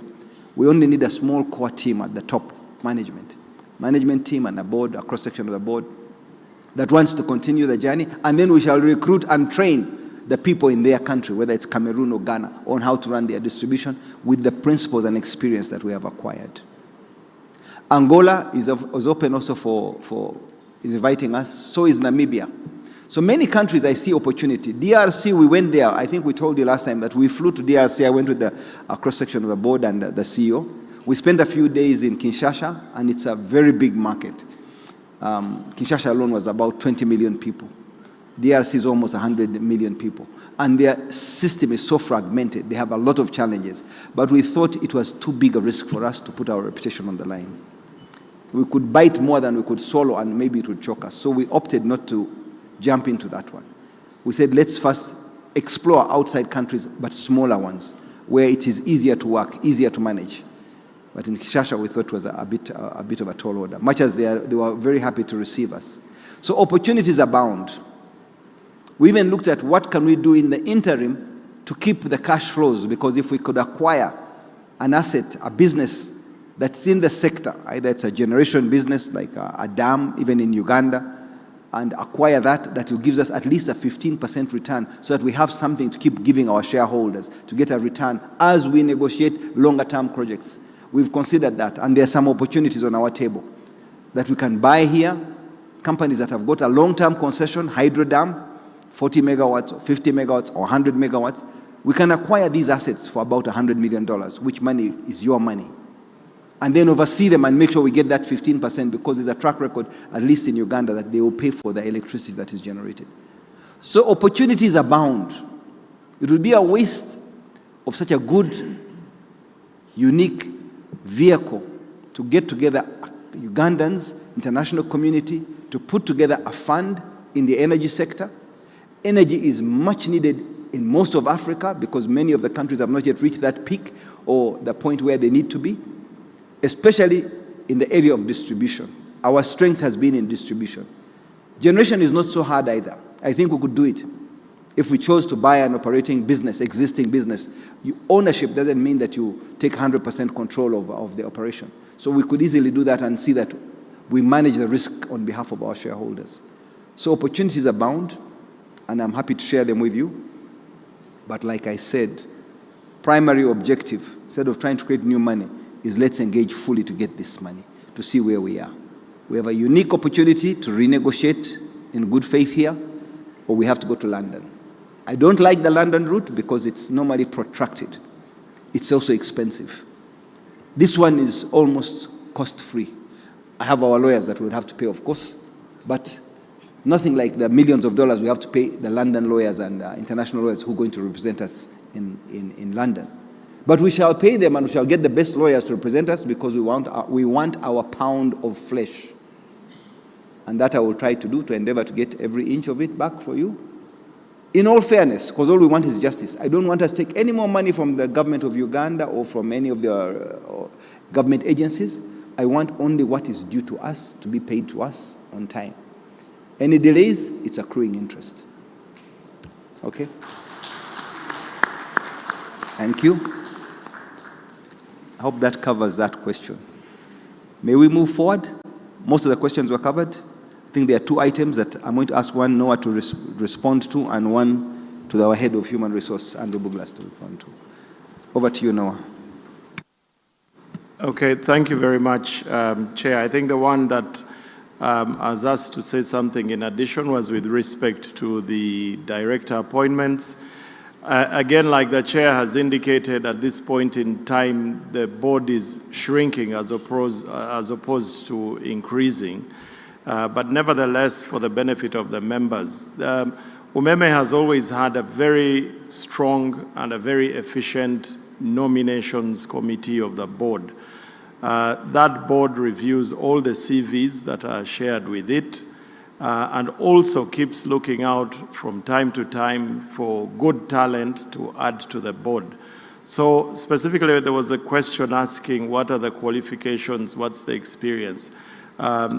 At the end of the day, what the nominations committee looks out for before recommending a person to the board is your gender is one of the considerations, your integrity, your experience, your qualifications, but above all, what do you bring to the company? As if you look at the composition of the board, it covers diverse areas. You have accounting, you have HR, as we'll hear shortly, you have financial people, you have investment people, and all manner of skills that are important for the board. So those are some of the considerations that are always looked at in deciding who becomes the board member. If you are interested, as we've always said, you just need to forward your CV to the company, either through the company secretary or through the managing director. It will be passed to the nominations committee and they will go through their appraisal process and determine if there is a need and whether you actually do qualify to be on the board. I think that is all. Other than going through the NOMCO, of course, there is the more unstructured way, which is you just take a notice just before the AGM and make sure you deliver it 4 days before the AGM is due, proposing somebody who must have accepted that they want to be appointed, and then you come and you throw yourself at the mercy of the AGM. That's the other way about it that's provided, but as I said, it is very less structured. The more recommended way is you make an application to the NOMCO.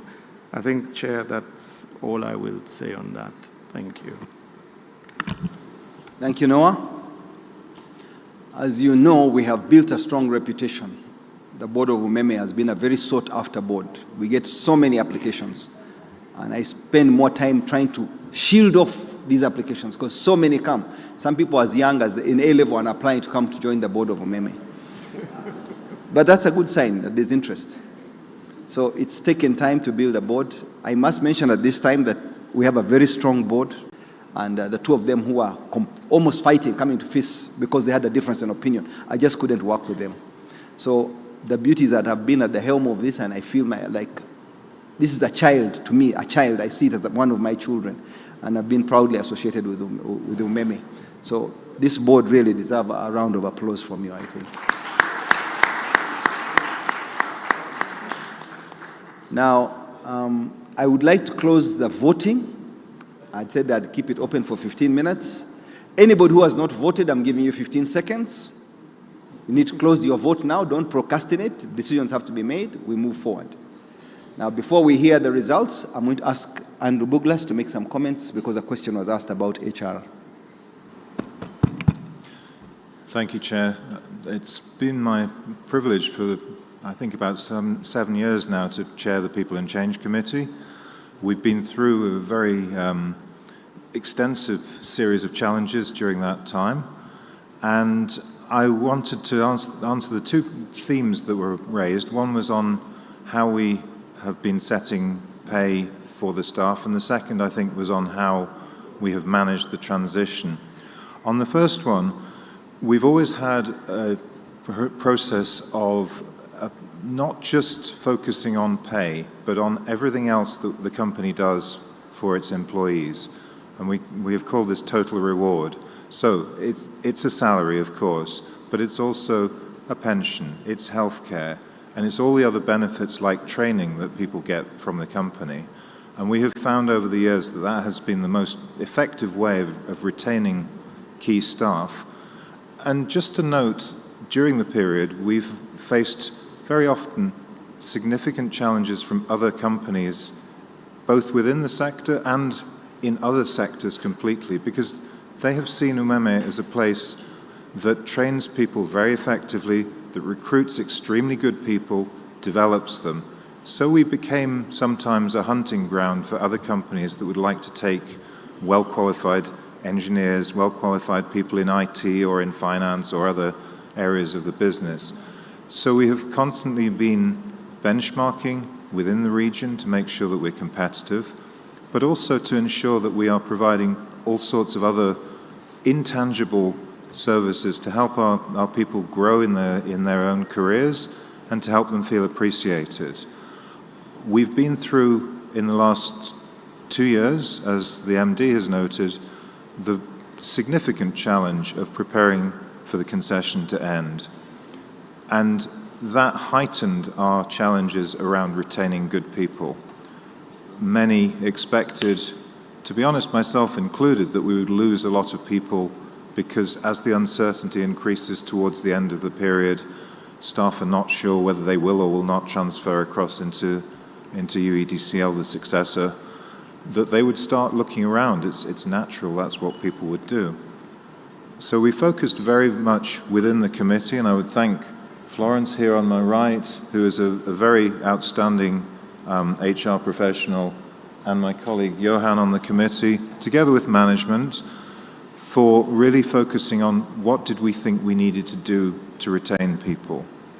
And again, that was a combination of making sure that we were paying competitively, fairly, not overpaying, but paying at the level that we felt was the right level to be able to retain people, but also providing, through the period of great uncertainty, some additional support to people.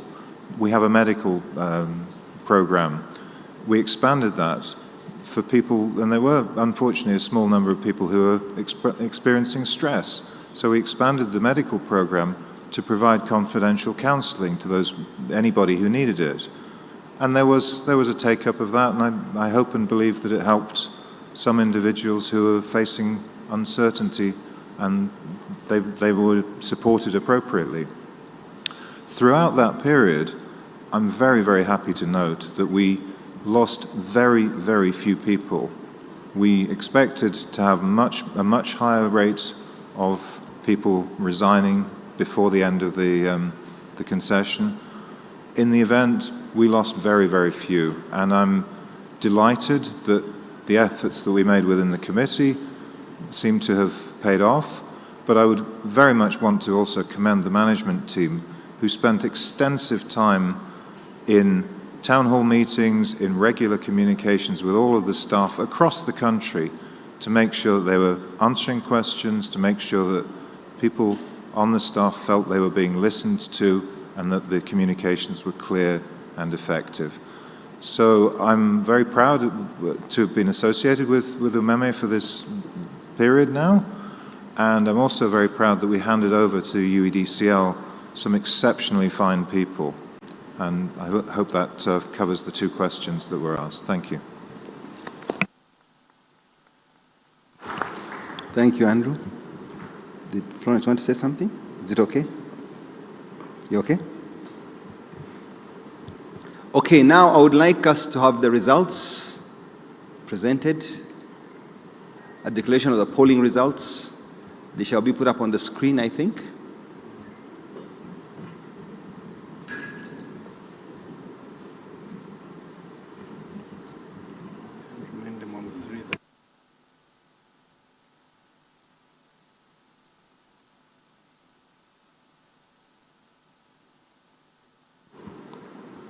Okay, my members, on the results for resolution number 3 and resolution 5, the auditors and the 2 rotating directors shall be, respectively, shall have to leave the room before the declaration of the results are read. So, for now, resolution number 1 and 2, you are free to remain inside. Yes, the results have been posted. Resolution number 1 was to receive the audited annual financial statements for the year ended 31st December 2024 and the reports of both the directors and the auditors thereon. Those who voted for were 460, those against were 6, and 23 abstained. Therefore, the resolution to receive the audited annual reports, statements, is adopted. Thank you very much. Resolution number 2, to receive and adopt the Board of Directors' decisions not to declare a final dividend for the year ended 2024. Those for, 348. Those against were 97. And those who abstained were 44. Therefore, the decision to adopt the Board of Directors' decision not to declare a dividend is adopted. As we go to number 3, I will ask the auditors to step out. Ernst & Young, you will be called back in shortly. Whoever has projected it is going against corporate governance. I should have held on. Now, for those who were against the decision on number 2, maybe they didn't fully understand what we were trying to say. They were thinking we were withholding a dividend. In the final year of 2024, accounts show that we made a loss. Prudence demands, even though you have some cash in the bank, you can't declare a dividend when you've not made a profit, because dividend is normally paid out of distributable profits. That's why we chose not to declare a final dividend in the year 2024. In the year 2025, already we are doing well because we don't have outgoings, not many costs, and we have got this money which we received from the government that was sitting in the bank account. So we have opted to declare it as an interim dividend and give it to you now rather than wait until the end of the negotiations or protracted arbitration, which could take a year or 2. If, like somebody said, next week everything is resolved and we get paid, we shall all be very happy, of course. But I'm a realistic person. So that's why we chose not to declare dividend, because I see the number is quite high, so I felt I owe you an explanation. So now we can move on to resolution number 3. Thank you. This is to approve the appointment of Ernst & Young, Certified Public Accountants, as external auditors for the year ending 31st December 2025 for this year, and authorize the board to set the auditors' fees. Those that are for it, voted for, is 459, against were 15, and those that abstained were 15. This is understandable when you have a big mix of people like this. So the decision or the resolution number 3 is carried. It's adopted by the AGM. Thank you very much. Now I ask the directors who are on rotation to excuse themselves from the room, please. Stephen and Ricardo.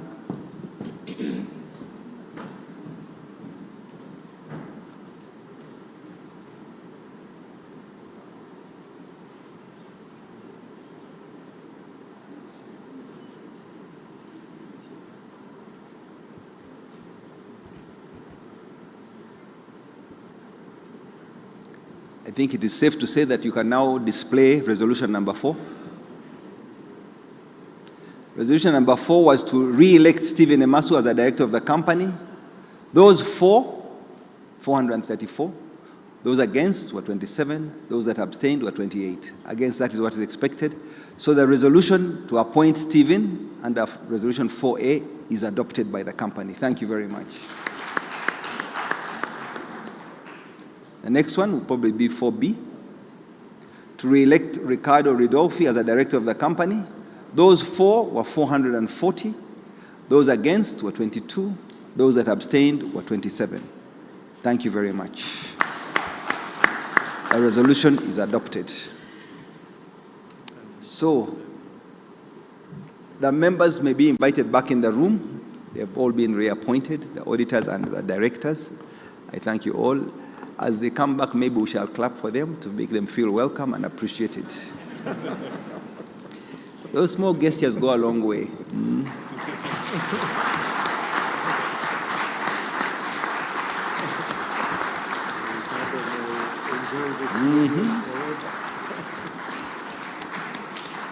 This is how our MPs feel when they come back, you know?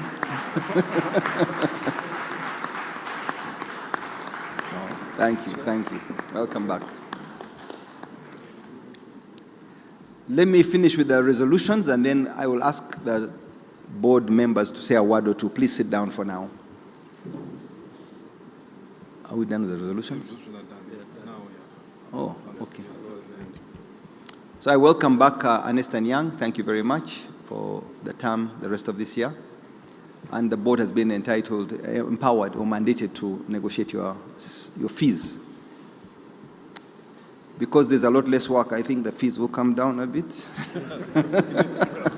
My job is to squeeze everywhere. Okay, now that the board members are back, I would like to give them each a minute or so to say a thing or two about themselves. I'll begin with the senior Stephen Emasu. If you'd like to say a word to the AGM, because you have been reappointed as a board director and you've been heading our audit committee for a long time.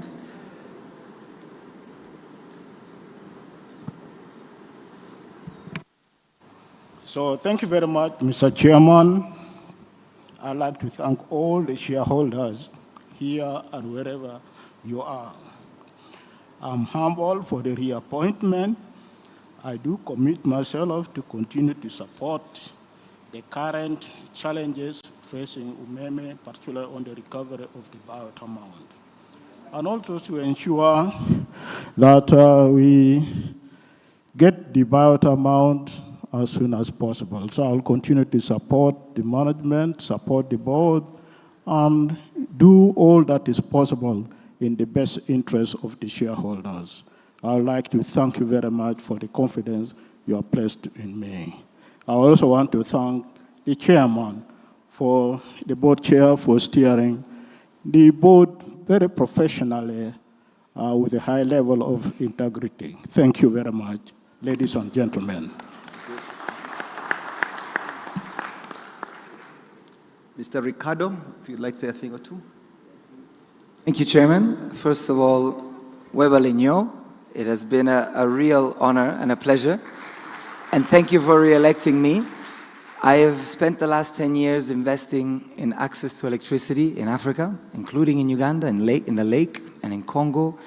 But my background is as a lawyer, where I have dealt also with arbitration. So I think I'm quite well equipped to support you in this delicate point in time. But I do want to say something to echo what the chairman already started, is that as a collective, you should all be very proud, because UMEME, wherever you go around Africa, around Europe, or the US, UMEME is a known brand, and it means excellence, it means development, And this is all thanks to you and your vote of confidence. So the best we can do is honor that by trying to allow UMEME to continue to profit for all the shareholders. Thank you.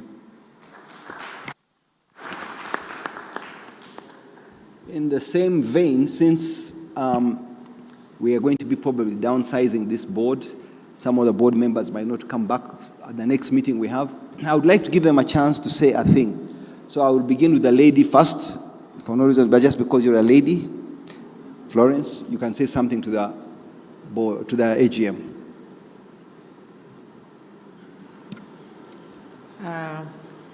Good afternoon, ladies and gentlemen, dear shareholders. Thank you, Chairman. I would like to express my appreciation to the support that we've had. I joined the board in 2016. It's almost 10 years, and it's been a journey that we've moved together with your support. We've had our ups and downs, especially regarding the concession, but finally our concession has come to an end. We're still continuing with the arbitration, but we believe that you still have we still rely on your support. And we did have a smooth transition, handed over the employees to support the new distributor, the government. And it's our hope that they are able to provide the service to the level that we left it and better. So, because of course it is service to Ugandans.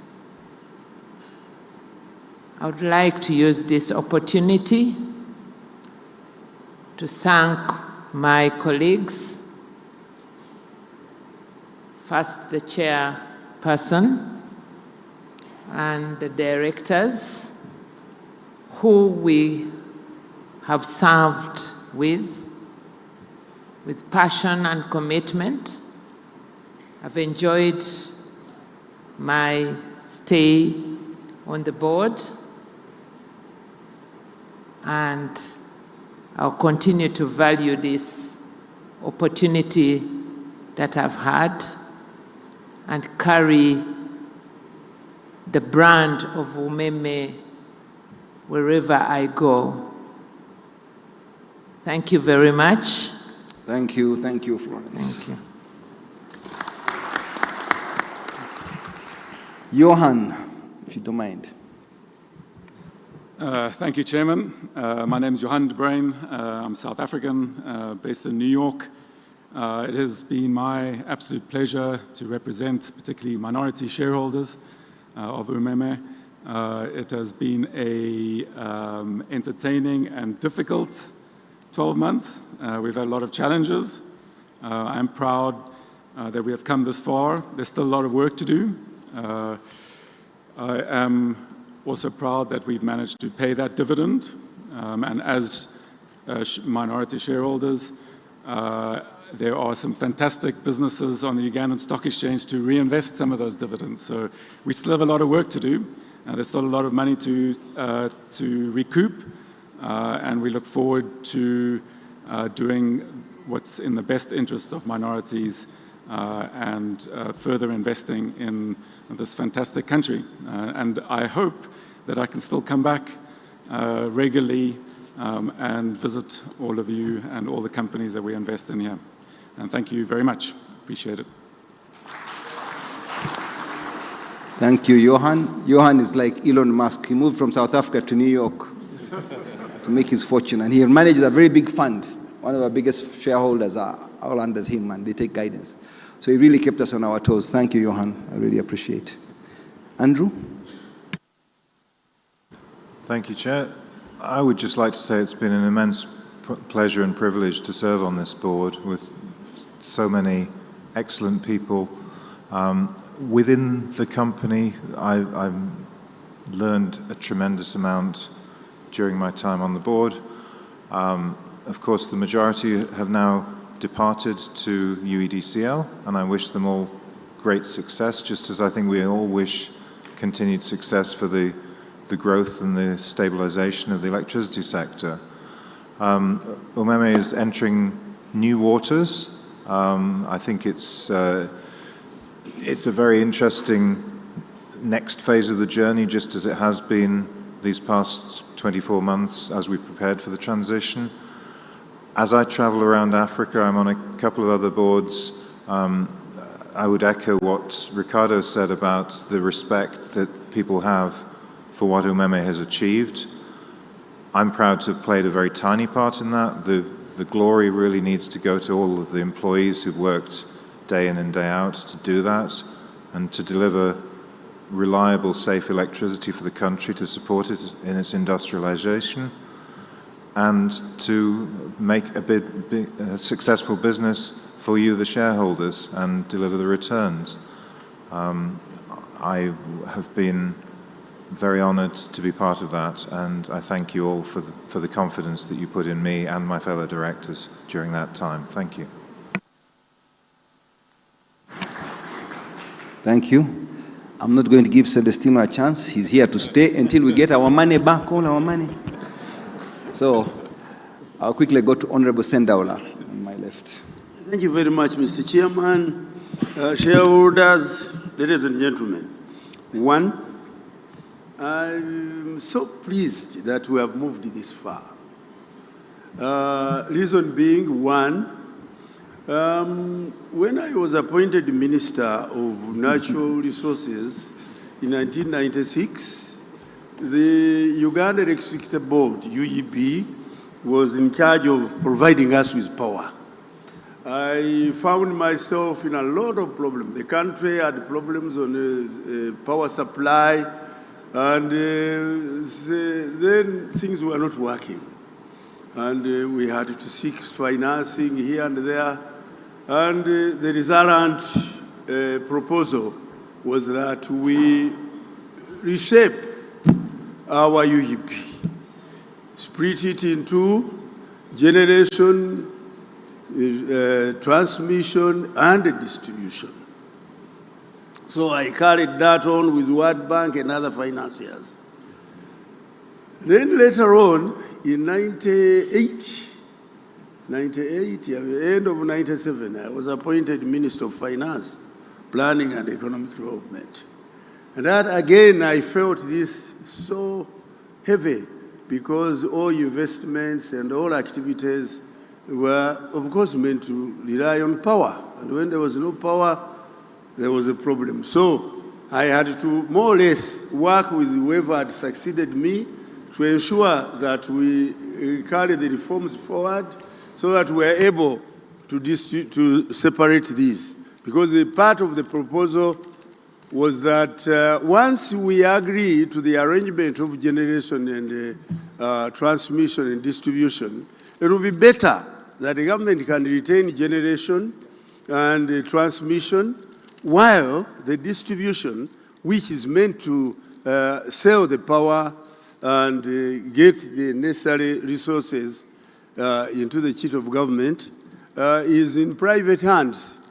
So I carried forward this idea and we kept working on negotiations, and we were lucky that the British government assisted us through its body, which came forward and offered to participate in the arrangement that we were involved in. And this company, UMEME, was formed in the early 20s, in 2004. Then I had stabled as a Minister of Finance. So we completed the negotiations and had them start in 2004. Now, when they started, they really worked around the clock and we started to regain on power. And that was carried all the way. up to where we are today. Because after about 5-7 years, the company, the people who are behind this company, found that they could be able to pass on part of it, and this is how we went into the capital market.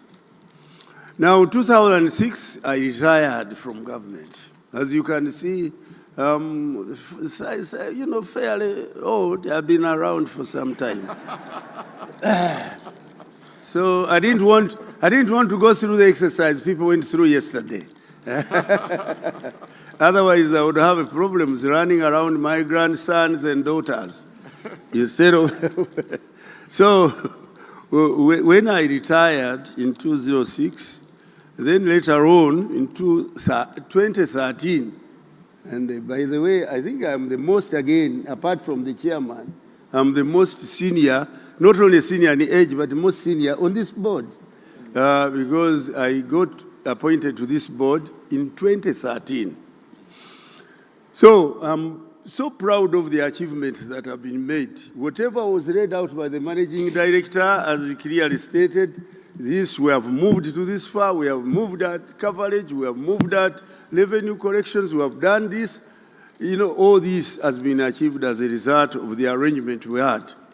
Of course, I cannot come here and start say, look, I am feeling very uncomfortable because maybe this move of returning the power distribution to government and so on, I'm sure the government saw it fit because we took time to negotiate, to tell them that we feel while the concession is coming to an end, we feel we can frame out something that can bring the private sector involvement in the power distribution. But then the representation of government was so convinced that they can do this work. And here we are. I accept, I accept to phase out. I think they will not be hurt in any way. And all of you as shareholders, you will not be hurt in any way. To the contrary, you pray for me to really continue to live this beautiful life. So I want to thank you all, and I really commend the board and the board and the management, and also support them fully on their mission. Thank you very much. Thank you. Thank you. As you can see, we have our Wikipedia, encyclopedia, everything in one here, the history of this business. Thank you. The next, Ricardo has spoken, so it is Tony. Tony Marsh. Thank you, Chair. Thank you, shareholders, ladies and gentlemen. The trouble with going last is that everything's been said, particularly if you follow Honourable Gerald Sandala. So I will keep this brief. It has been my privilege to serve the shareholders on this company over the last 8 years. I echo some of the other companies that UMEME is known across the continent as the best utility in Africa, was the best utility in Africa. And so everybody involved with the company should be proud of that achievement. I would like in particular to thank my fellow board directors, senior management, but most importantly, the staff of UMEME who got them there. We have committee meetings where staff come and present to grumpy old people like me to talk about, well, why aren't the losses even lower? What are you doing about the losses? And they still manage to keep them getting lower, particularly during COVID, which was very challenging times. And I think the biggest compliment that can be paid to the staff is the successful transition of the utility back to the new owner. I'm not sure it's been done quite like this anywhere in the world. And the existing staff and the staff that have moved to UDCL should be very proud of that. So thank you, fellow directors, thank you, shareholders, and in particular, thank you, staff.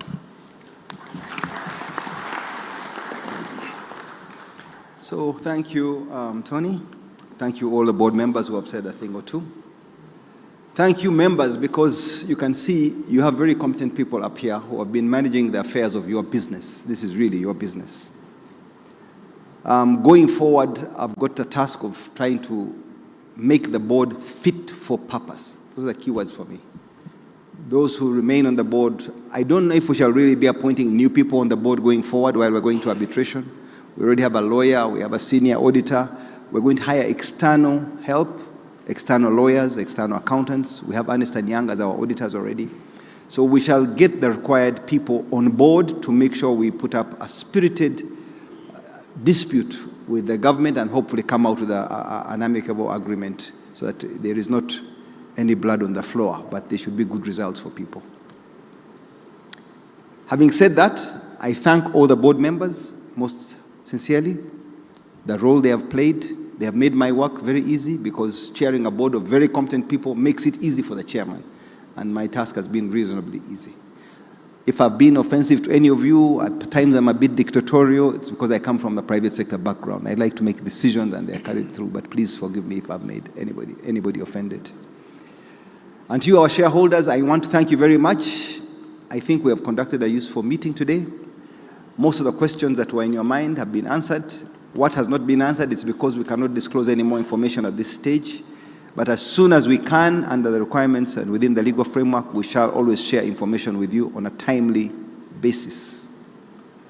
So that concludes the business of today's meeting. I now declare the meeting closed, and I want to thank you all for your attendance and your participation. Thank you very much, ladies and gentlemen.